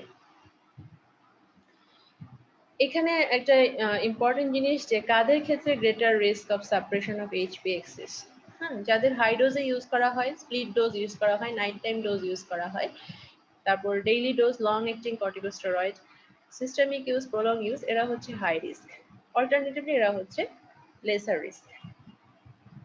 এখন যাদেরকে আমরা স্টেরয়েড দিব তাদেরকে আমার কিছু সাপ্লিমেন্টারি মেজার দিতে হবে। সাপ্লিমেন্টারি তার কিছু মেটাবলিক এফেক্ট কমানোর জন্য আমাকে কিছু মেজার নিতে হবে। সেটা হচ্ছে পেশেন্টকে বলে দিতে হবে যে এই ওষুধ খেলে তো আপনার ক্যালোরি মানে ওয়েট গেইন হবে, সেই ক্ষেত্রে আপনার ক্যালোরি ইনটেকটাকে কমাতে হবে। পেশেন্ট কোনো অ্যাডেড সল্ট খাবে না। তারপর হচ্ছে পেশেন্টকে আমার পটাশিয়াম সাপ্লিমেন্ট দিতে হবে, সাপ্লিমেন্টারি পটাশিয়াম দিতে হবে, এবং ড্যাশ ডায়েট আমরা দেওয়ার চেষ্টা করব যাতে তার ডায়েটারি অ্যাপ্রোচ দিয়ে আমরা তার হাইপারটেনশনকে স্টপ করতে পারি। এরপর অ্যান্টাসিড বা H2 রিসেপ্টর অ্যান্টাগনিস্ট পিপিআই এগুলো আমরা প্রেসক্রাইব করব। পেশেন্টকে একটা স্টেরয়েড কার্ড দিয়ে দেব, প্রেফারেবলি আমরা চাইবো অল্টারনেট ডে ডোজ যদি সম্ভব হয় ইউজ করার জন্য, কারণ অল্টারনেট ডে ডোজে তার এইচপি এক্সিস সাপ্রেশন হওয়ার ঝুঁকি কম। আর একটা ইম্পর্টেন্ট জিনিস হচ্ছে পেশেন্টকে অবশ্যই ক্যালসিয়াম এবং ভিটামিন ডি সাপ্লিমেন্ট দিতে হবে। ক্যালসিয়াম কিন্তু মুরগির ডোজে 500 মিলিগ্রাম দিলে হবে না, মিনিমাম 1200 মিলিগ্রাম দিতে হবে পার ডেতে, এবং ভিটামিন ডি দিতে হবে 400 to 800 unit per day. Withdrawal প্রোটোকলটা কি? আমরা জানি যে একবার যদি এক্সিস সাপ্রেশন হয়ে যায় তবে এই এক্সিসটাকে রিকভার করতে মিনিমাম 6 to 9 মান্থ লাগে। অনেক রোগীর ক্ষেত্রে এটা 2-4 বছর, 5 বছর, 10 বছরও লাগতে পারে। কারো ক্ষেত্রে হয়তো কখনোই আর রিকভার হবে না, সেক্ষেত্রে তাকে সবসময় ফিজিওলজিক্যাল ডোজে আমাকে স্টেরয়েড দিয়ে যেতে হবে। তাহলে আমরা এটা কিভাবে করব? প্রথমে হচ্ছে যে যখন আমার প্রাইমারি ডিজিজ রেমিশন হয়ে গেল তখন ওই ডোজে আমরা 4 to 6 উইকস কন্টিনিউ করব। এরপর আমরা ট্যাপার করব 10 মিলিগ্রাম করে আপ টু 40 মিলিগ্রাম। 40 মিলিগ্রাম পর্যন্ত প্রতি 2 সপ্তাহে 10 মিলিগ্রাম করে কমাবো। এরপর হচ্ছে 5 মিলিগ্রাম করে কমাবো প্রতি 2 সপ্তাহে 20 মিলিগ্রাম পর্যন্ত। এরপর 2.5 মিলিগ্রাম করে কমাবো 7.5 পর্যন্ত। এই 7.5 আসার পরে আমরা 1 মিলিগ্রাম করে কমিয়ে 5 মিলিগ্রামে আসলাম। এই 5 মিলিগ্রাম তো আমার ফিজিওলজিক্যাল ডোজ, তাই না? এখান থেকে কিন্তু আমি অল্টারনেট মানে তার আরো শর্ট অ্যাক্টিং যেটা হচ্ছে যে আমি হাইড্রোকর্টিসনে সুইচ করতে পারি। হাইড্রোকর্টিসনের ইকুইভ্যালেন্ট ডোজ হচ্ছে 20 মিলিগ্রাম, সুতরাং আমি 20 মিলিগ্রামে সুইচ করে এটাকে টেপার করে 10 মিলিগ্রামে নিয়ে আসলাম। কিভাবে? 2.5 মিলিগ্রাম পার উইক। এই 10 মিলিগ্রামে আনার পরে আমি এই ফিজিওলজিক্যাল ডোজে পেশেন্টকে 2 থেকে 3 মাস রেখে দেব তার এক্সিসটাকে রিকভার করার জন্য। এবং আমি কিন্তু অবশ্যই অলওয়েজ মর্নিং ডোজ ইউজ করব, আমি কোনো নাইট টাইম ডোজ ইউজ করব না। দেন পারফর্ম শর্ট সাইনেক্টিন টেস্ট। এই 2 থেকে 3 মাস ফিজিওলজিক্যাল ডোজে রাখার পরে আমাদের নিয়ম হচ্ছে এটা বেজাল কর্টিসল করব। বেজাল কর্টিসল করে যদি আমি এটা 3 মাইক্রোগ্রাম পার ডিএল এর নিচে অথবা 85 ন্যানোমোল পার লিটারের নিচে পাই, তাহলে এটা আগের মতোই আরো 2-3 মাস আমাকে কন্টিনিউ করতে হবে এবং 3 মাস পরে আবার বেজাল কর্টিসল করব। যদি মোর দেন 550 ন্যানোমোল পার লিটার হয় অথবা মোর দেন 20 মাইক্রোগ্রাম পার ডিএল হয়, তাহলে আমি স্টেরয়েডটা বন্ধ করতে পারবো, ডিসকন্টিনিউ করতে পারবো। আর এই যে গ্রে রিজিয়ন এর মাঝামাঝি যদি রেসপন্স আসে, সেই ক্ষেত্রে তাদেরকে আমি শর্ট সাইনেক্টিন টেস্ট করব। শর্ট সাইনেক্টিন টেস্ট করে যদি রেসপন্স ভালো হয়, 550-র মতো হয়, তাহলে ডিসকন্টিনিউ করতে পারবো। আর যদি রেসপন্স নিচের দিকে হয় তাহলে বেটার হচ্ছে ড্রাগটা কন্টিনিউ করা।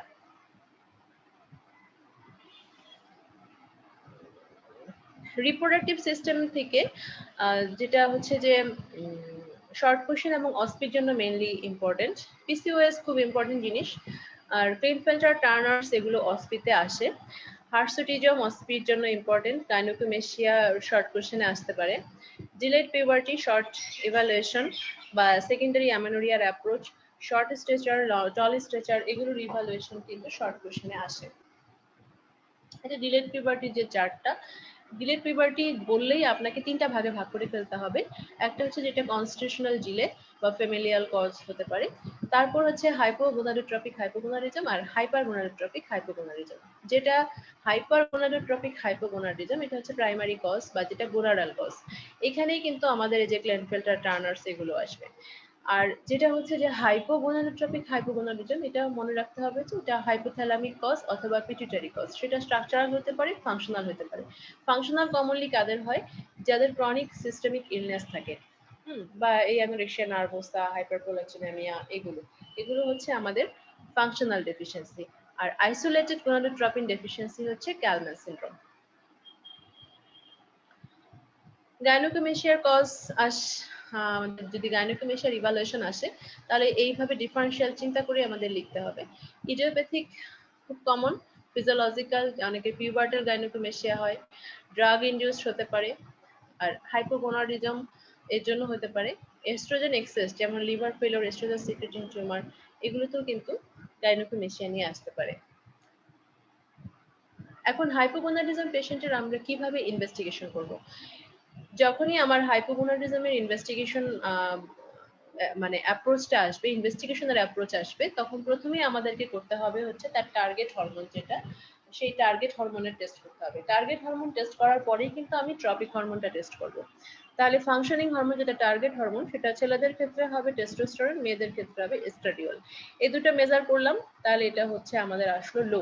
লো মানে এটা হাইপোগোনাডিজম। এরপরে আমাকে দেখতে হবে ট্রপিক হরমোন, তার এলএইচএফএসএস কেমন।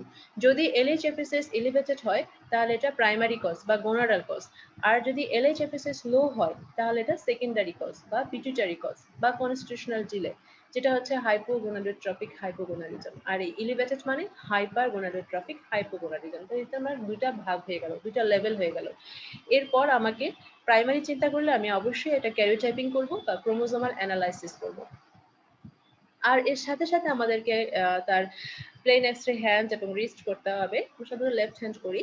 এটা কেন করি? এটা বোন এজ দেখার জন্য, তার কনস্টিটিউশনাল ডিলে কিনা সেটা দেখার জন্য আমরা এই বোন এজ করার জন্য আমাদেরকে এক্সরে করতে হয়। এরপর তার কোনো ক্রনিক সিস্টেমিক ইলনেস আছে কিনা সেটা দেখার জন্য আমাকে কিছু তার CBC, liver function test, thyroid function test, kidney function test এগুলো করতে হবে। এর সাথে সেকেন্ডারি ডিজিজ সাসপেক্ট করলে অবশ্যই এমআরআই অথবা সিটি স্ক্যান অফ ব্রেইন করতে হবে।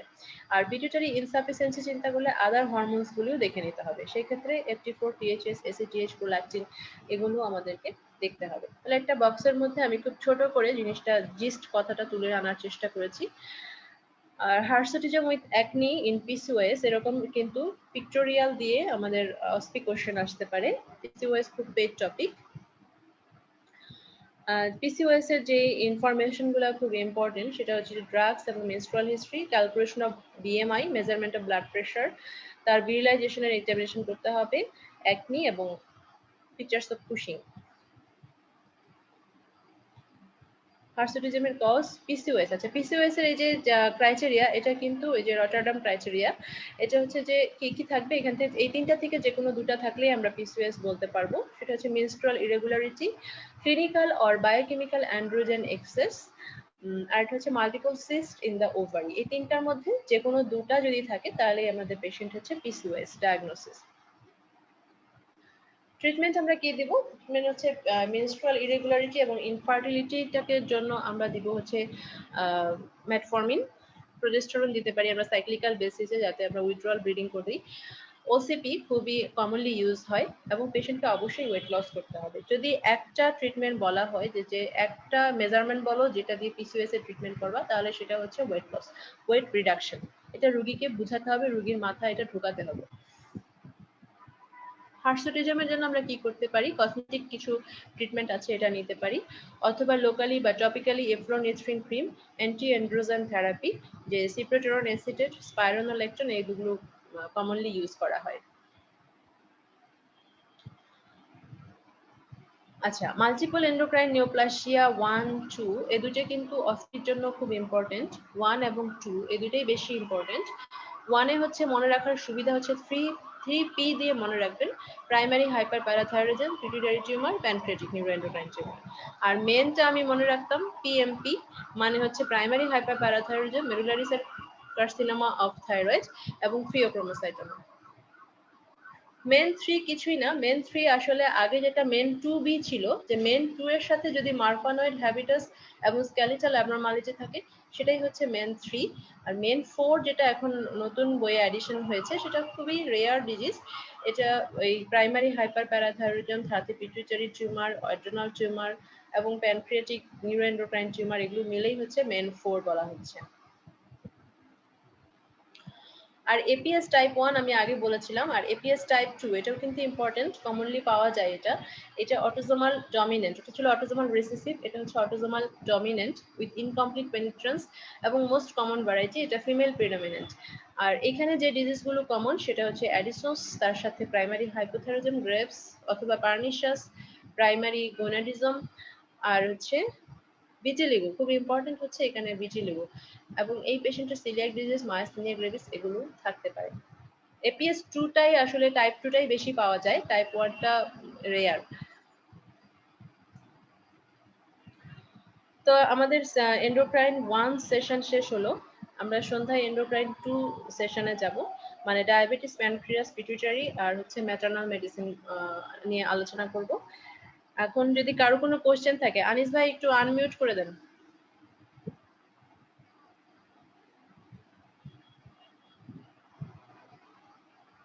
হ্যালো,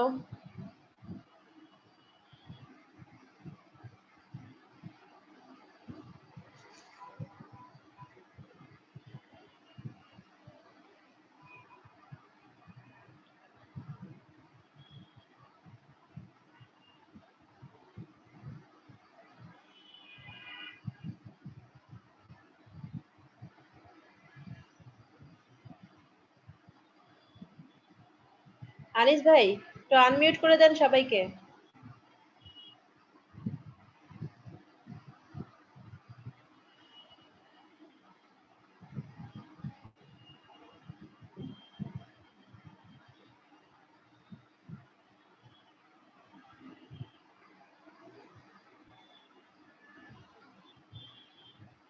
আচ্ছা, তাহলে আমরা যেহেতু আনিস ভাই শুনতে পাচ্ছে না, আমরা শেষ করি।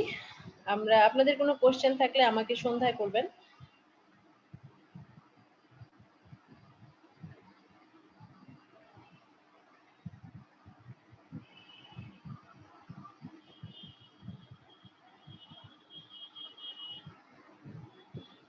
সবাইকে thank you for patience hearing.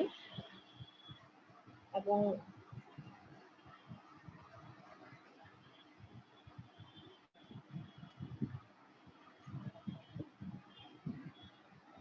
আচ্ছা, আপনাদের কোনো কোশ্চেন থাকলে চ্যাট বক্সে দিতে পারেন।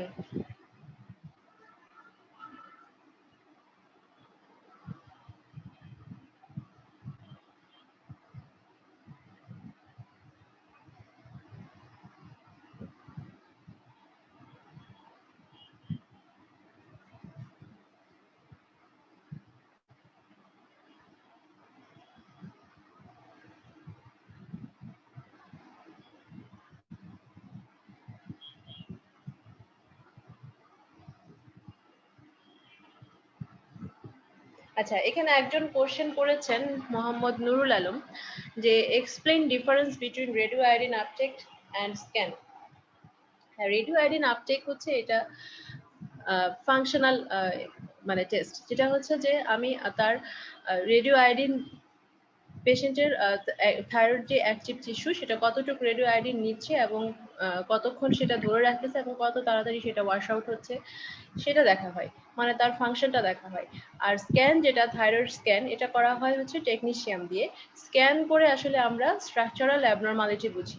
এটা কিন্তু ফাংশনের চাইতে আমরা স্ট্রাকচারাল অ্যাবনরমালিটি, যে তার এটা ডিফিউজ গয়টার নাকি তার এটা মাল্টিনিউরুলার গয়টার নাকি তার এটা টক্সিক অ্যাডেনোমা, এই জিনিসটা বোঝা যায়।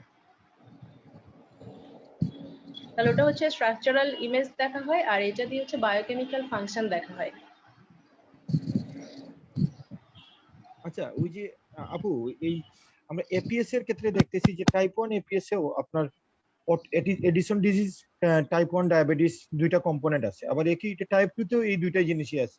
হ্যাঁ সেক্ষেত্রে হ্যাঁ, আমরা কিভাবে বুঝবো এটা যদি যে এই কোনো দুইটা জিনিস, অটোইমিউন ডিজিজই থাকতে পারে। হ্যাঁ তাহলে টাইপ 1 টাইপ 2 এই ক্ষেত্রে আমরা কিভাবে বুঝতে হ্যাঁ, পারবো? টাইপ 1টা বুঝবেন ভাই। টাইপ 1 এর যেটা ডিফারেন্স সেটা হচ্ছে যে টাইপ 1 এ মিউকোকিউটেনিয়াস ক্যান্ডিডিয়াসিস থাকে এবং হচ্ছে dental enamel hypoplasia, nail dystrophy, এই স্কিন ম্যানিফেস্টেশন গুলো থাকে এবং তার সাথে হাইপোপ্যারাথাইরয়েডিজম, এটা খুব কমন। আর আপনার টাইপ 2, যেটা টাইপ 2 তে হচ্ছে এটা ভিটিলিগোটা কমন। এখানে ওরকম মিউকোকিউটেনিয়াস ক্যান্ডিডিয়াসিস বা নেইল ডিস্ট্রফি এটা কমন না। আর টাইপ 2টা অটোসোমাল ডমিনেন্ট ডিজিজ, আর টাইপ 1টা হচ্ছে অটোসোমাল রিসেসিভ।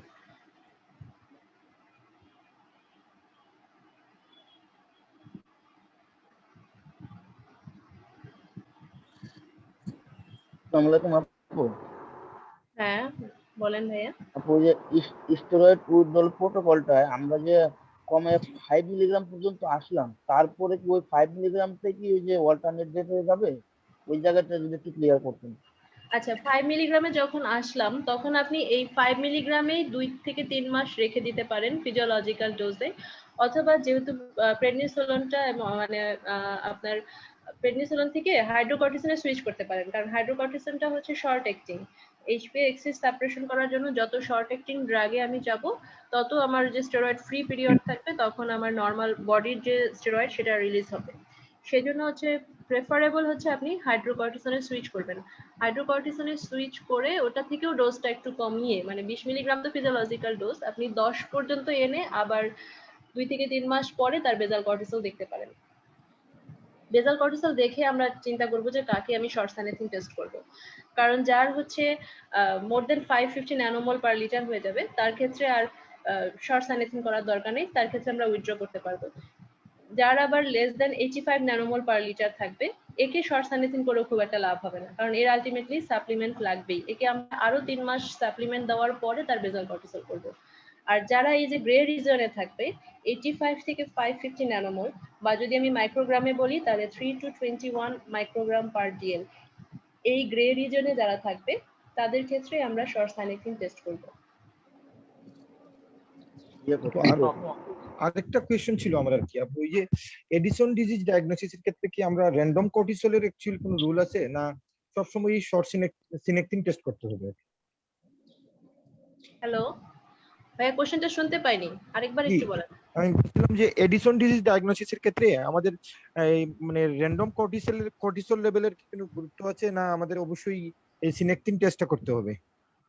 না না, কি অ্যাডিসন ডায়াগনোসিস করার জন্য? জি, হ্যাঁ, অ্যাডিসন জি, ডায়াগনোসিসে আমরা শর্ট সাইনেথিন টেস্ট করব। শুধুমাত্র একটা র্যান্ডম কর্টিসল এবং এসিটিএস দেখেই আমরা অ্যাডিসন ডায়াগনোসিস করব না, সেক্ষেত্রে আমরা শর্ট সাইনেথিন টেস্ট করব। আচ্ছা, জেনেসিস থেকে আমাকে বলতেছে যে কোশ্চেন সেশন পরে কোশ্চেন নেওয়ার জন্য। আপনাদের মনে হয় নেক্সট আরেকটা সেশন আছে? আপা একটা প্রশ্ন শেষ। ওই যে আমরা যে প্রেডনিসোলন, হাইড্রোকর্টিসন এবং ডেক্সামেথাসোন ইউজ করি, এটার ফিজিওলজিক্যাল এবং যে মানে বেনিফিটটা মানে এটা একটু যদি বলেন। ফিজিওলজিক্যাল, হ্যাঁ, বেনিফিট হচ্ছে ভাইয়া যে ডেক্সামেথাসোন এটা হচ্ছে আমাদের সিনথেটিক স্টেরয়েড। ডেক্সামেথাসোন অনেক বেশি লং অ্যাক্টিং, যে জন্য এইচপি-এক্সিস সাপ্রেশন হওয়ার ঝুঁকি বেশি। আর প্রেডনিসোলনটা হচ্ছে মডারেট অ্যাক্টিভ, আর হাইড্রোকর্টিসন হচ্ছে শর্ট অ্যাক্টিং। হাইড্রোকর্টিসনটা হচ্ছে মোর মানে আপনার বায়োলজিক্যাল বেশি, আর ডেক্সামেথাসোনটা পুরাই আপনার সিনথেটিক। যে জন্য হচ্ছে যে আমরা সবসময় যখন উইথড্র করব তখন আমরা চেষ্টা করব যে শর্ট অ্যাক্টিং স্টেরয়েড দিয়ে তার এইচপি এক্সিসটাকে ইমপ্রুভ করার জন্য। এইচএইচ আর এফএসএইচ করার টাইমিংটা যদি একটু বলতেন, মানে মেনস্ট্রুয়াল ইরেগুলারিটি যাদের আছে। এলএইচ এফএসএস হচ্ছে যে যদি আপনার পেশেন্ট সেকেন্ডারি অ্যামেনোরিয়া নিয়ে আসে, মানে ফিমেল পেশেন্টের ক্ষেত্রে, মেইনলি তো ফিমেল পেশেন্টের সমস্যা হয় যে কখন করব। তো ফিমেল পেশেন্টের ক্ষেত্রে যদি সেকেন্ডারি অ্যামেনোরিয়া নিয়ে আসে তাহলে হচ্ছে আমরা এলএইচএফএস যেটা পিসিওএস এর পেশেন্টের আমরা যেটা করি সেটা হচ্ছে, এটা যেহেতু মান্থলি রিলিজ হয় সেজন্য আমরা ফলিকুলার ফেজে দেখি। ফলিকুলার ফেজ মানে আমার মেনস্ট্রুয়েশন শুরু হওয়ার প্রথম 3 দিনের মধ্যে আমাকে এলএইচএফএস রেশিও মানে লেভেলটা দেখতে হবে। আর যদি তা না হয়, পেশেন্টের যেটা ডিলেড পিউবার্টি বা প্রাইমারি অ্যামেনোরিয়ার কেস, এইসব ক্ষেত্রে কিন্তু আমরা র্যান্ডম যখন তখন করতে পারি। এটা কি আর্লি ফাইন্ডিংস আছে? আর্লি মর্নিং মানে সবগুলো হরমোন টেস্টে কি আর্লি মর্নিং ফাস্টিং এই ধরনের আর্লি মর্নিং কোনটা করব আমরা? আর্লি মর্নিং করব হচ্ছে কর্টিসল, খুব ইম্পর্টেন্ট, যেটা বেজাল কর্টিসল আমাদের করতে হয়। আর কিছু হরমোন আছে যেগুলো ফাস্টিং করলে আমরা লেভেল ভালো পাবো, যেমন টেস্টোস্টেরন, প্রোল্যাকটিন, এগুলো হচ্ছে আপনার ফাস্টিং এ সবচেয়ে বেশি রিলিজ হয়, এবং এটা র্যান্ডম করার চাইতে আপনি ফাস্টিং করলে এটা রেজাল্টটা ভালো পাবেন। কিন্তু কর্টিসল আপনাকে 8 to 9 AM এর মধ্যেই করতে হবে, নাহলে আপনি অ্যাকুরেট রেজাল্টটা পাবেন না। টিএসএইচ এর ক্ষেত্রে তো এরকম কোনো বাইন্ডিংস নাই, মানে র্যান্ডম করা যায় যে কোনো টাইম? টিএইচএস এর ক্ষেত্রে এরকম বাইন্ডিংস খুব একটা নাই। টিএইচএস এর বলা আছে যে যদি আপনার পেশেন্ট অন থাইরক্সিন রিপ্লেসমেন্টে থাকে, সেই ক্ষেত্রে আপনি যখন টিএইচএসটা যে আমরা ফলো আপ করি, যেটা আর কি ফলো আপ করতে গেলে ওই মানে সকালবেলা দিবে, এবং যে তার যে সাপ্লিমেন্টারি যেটা আমরা রিপ্লেসমেন্ট দিচ্ছি ওই ডোজটা খাওয়ার আগে দিবে। Thank you. আচ্ছা আপা, আমরা যে আমরা সিকিউ থাইরয়েডের ডাটা কেমন হতে পারে? আপনি বলছেন যে ডাটা ইন্টারপ্রিটেশন আসতে সিকিউ পারে। থাইরয়েড আসলে এটা বিজের রিপ্রেজেন্টেশন নিয়ে আসতে পারে। ডেভিসনে কিছু দেওয়া আছে যেটা আপনার কোনো হিসাবের মধ্যেই মিলবে না, দেখবেন যে T3 T4 THS কোনোটাই আপনার কোনো সূত্রের মধ্যে পড়তেছে না, সেটাই সিকিউ থাইরয়েড ইলনেস। তখন এটা আমরা ফলো আপ করি যে পেশেন্টের কোনো অ্যাকুইট ইলনেস থাকলে সেই ইলনেসটা ভালো হলে তারপর করি আমরা। ওকে। আচ্ছা আপা, আমরা যে রিপ্লেসমেন্ট থেরাপি অথবা অ্যান্টি ইনফ্ল্যামেটরি দিচ্ছি, প্রেডনিসোলন অথবা ডেক্সামেথাসোন, তো সেখানে আসলে ইকুইভ্যালেন্ট ডোজ দিচ্ছি, সেখানে প্রেফারেবল কোনটা হবে বা কোনটা আসলে মানে এটা একটু যদি বলেন। যখন আপনি যখন ডিজিজের ট্রিটমেন্ট করছেন তখন সেটা তো ডিজিজ স্পেসিফিক কিছু স্টেরয়েডের কিন্তু অনেক জায়গায় নাম দেওয়া আছে, যেমন আমরা ট্রিটমেন্টে কিন্তু প্রেডনিসোলন প্রেফারেবলি ইউজ করা হয়। আর যখন আপনার মানে আমরা রিপ্লেসমেন্ট ডোজ হিসাবে দিই, যেমন অ্যাডিসনস ডিজিজের পেশেন্টকে আমাদের স্টেরয়েড দিতে হয়, আমরা কিন্তু তখন হাইড্রোকর্টিসন ইউজ করি, শর্ট অ্যাক্টিংটা ইউজ করার চেষ্টা করি। আর ডেক্সামিথাসোন আসলে এটা কিছু অ্যাকিউট ইলনেসে সবচেয়ে বেশি ইউজ হয়, যে কোনো অ্যাকিউট কন্ডিশনে। আর তাছাড়া হচ্ছে যে আপনার অনেক ক্ষেত্রে যে টিবিএম এর পেশেন্ট, যেটা টিউবারকুলার মেনিনজাইটিস, এইসব ক্ষেত্রে ডেক্সামিথাসোন এটা কিন্তু গাইডলাইনে দেওয়াই আছে যে কোন ডিজিজে কোন স্টেরয়েড ইউজ হবে। আপু, ক্যালসিয়াম গ্লুকোনেট যে আমরা আইভি এবং ইনফিউশন, স্টেট এবং ওরাল একসাথে শুরু করব, এটা কোন গাইডলাইনে আছে বা এটা রেফারেন্স থেকে জানা আছে? এটা হচ্ছে এন্ডোক্রাইনোলজির বইগুলিতে আছে, এটা এন্ডোক্রাইনোলজির বইগুলিতে আছে। অ্যাকিউট হাইপোক্যালসেমিয়া যখন থাকে ম্যানেজমেন্টে আমাদেরকে সিভিয়ার অ্যাকিউট হাইপোক্যালসেমিয়ার ম্যানেজমেন্টে স্ট্যাট, ইনফিউশন এবং ওরাল একসাথে দিতে হবে। আপু, আপনি বলছেন যে হাইপার প্যারাথাইরয়েডিজমে পিক্টোরিয়াল দিতে পারে, কোন পিকচারটা দেওয়ার সম্ভাবনা আছে এখানে? হাইপার আমি প্যারাথাইরয়েডিজম স্যাম্পল দেখিয়েছি তো, হাইপার প্যারাথাইরয়েডিজমের এই যে এক্সরে ছবি। ও এক্সরে হ্যাঁ হ্যাঁ, মাথার স্কালের এক্সরে কিংবা আপনার কেওবির এক্সরে এগুলো থাকতে পারে। আচ্ছা আপু, ক্লিনিক্যাল অ্যান্ড্রোজেন অ্যাক্সেস বলতে অ্যাকচুয়ালি কোনগুলোকে বুঝাইছেন? ছাড়া, হার্সুটিজম ছাড়া? হ্যালো, ক্লিনিক্যাল অ্যান্ড্রোজেন অ্যাক্সেস বলতে কোনগুলোকে বুঝাইছেন অ্যাকচুয়ালি, হার্সুটিজম ছাড়া? Clinical androgen access, clinical androgen clinical feature, এই যে অ্যান্ড্রোজেন এক্সেস, হ্যাঁ ওটা হচ্ছে হার্সুটিজম আর একনি। হার্সুটিজম আর একনি, যেই হার্সুটিজম বলতে মানে যেই এরিয়াগুলিতে সাধারণত টেস্টোস্টেরন সেনসিটিভ যে এরিয়াগুলিতে হেয়ার হয় সেটাই হচ্ছে হার্সুটিজম, আর হচ্ছে একনি। তারপর অস্টিওব্লাস্টিক মেটাস্টেসিস বলছিলেন যে, আমরা তো মাল্টিপল মাইলোমা জানি, আর কোনগুলো অ্যাকচুয়ালি আপনার জানা আছে? মাল্টিপল মাইলোমাতে অস্টিওলাইটিক হয়, অস্টিওলাইসিস হয়। অস্টিওব্লাস্টিক কোনগুলোতে হয়? অস্টিওব্লাস্টিক হয় হচ্ছে প্রোস্টেট আর ব্রেস্ট, কার্সিনোমা প্রোস্টেট আর কার্সিনোমা ব্রেস্ট। ওকে আপু, থ্যাংক ইউ। এগুলোতে হাইপোক্যালসেমিয়া হয়। অস্টিওব্লাস্টিক মেটাস্টেসিস হলে হাইপোক্যালসেমিয়া হয়, আর অস্টিওলাইসিসে হাইপারক্যালসেমিয়া হয়। ওকে আপু, থ্যাংক ঠিক ইউ। আছে ভাইয়া, অনেকের মনে অনেক প্রশ্ন মনে হচ্ছে। সিউডো হাইপোক্যালসেমিয়া এবং সিউডো হাইপোক্যালসেমিয়া দুইটাই তো ডিডিতে থাকতে পারে, মানে একটা ডিডি। সিউডো হাইপোপ্যারাথাইরয়েডিজম আর সিউডো হাইপোপ্যারাথাইরয়েডিজম। হ্যাঁ, সিউডো হাইপোপ্যারা হাইপোপ্যারাথাইরয়েডিজম মানে হচ্ছে যেটা, এটা তো আপনার মানে এটা জেনেটিক ডিজিজ যেটার মধ্যে আপনার স্কেলিটাল কিছু ডিফর্মিটি থাকে এবং তার বায়োকেমিক্যাল ফিচার থাকে। আর সিউডো হাইপোপ্যারাথাইরয়েডিজম যেটা, সেটাতে শুধু স্কেলিটাল ফিচার থাকে কিন্তু কোনো বায়োকেমিক্যাল অ্যাবনরমালিটি থাকে না। আর এটা আপনারা জানেন যে একটা হচ্ছে প্যাটার্নাল মানে অ্যালিল, আর একটা হচ্ছে ম্যাটার্নাল অ্যালিল। প্যাটার্নালটা হচ্ছে সিউডো হাইপোপ্যারাথাইরয়েডিজম। জি, থ্যাংক ইউ। আপু 5:30 আরেকটা ক্লাস আছে। আচ্ছা ঠিক আছে, থ্যাংক ইউ সবাইকে, অসংখ্য আল্লাহ হাফেজ।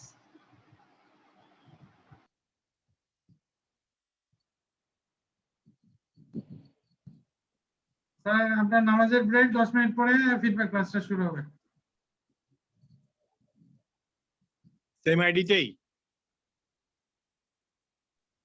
জি সেম আইডিতে, এই আইডিতে স্যার। Thank you.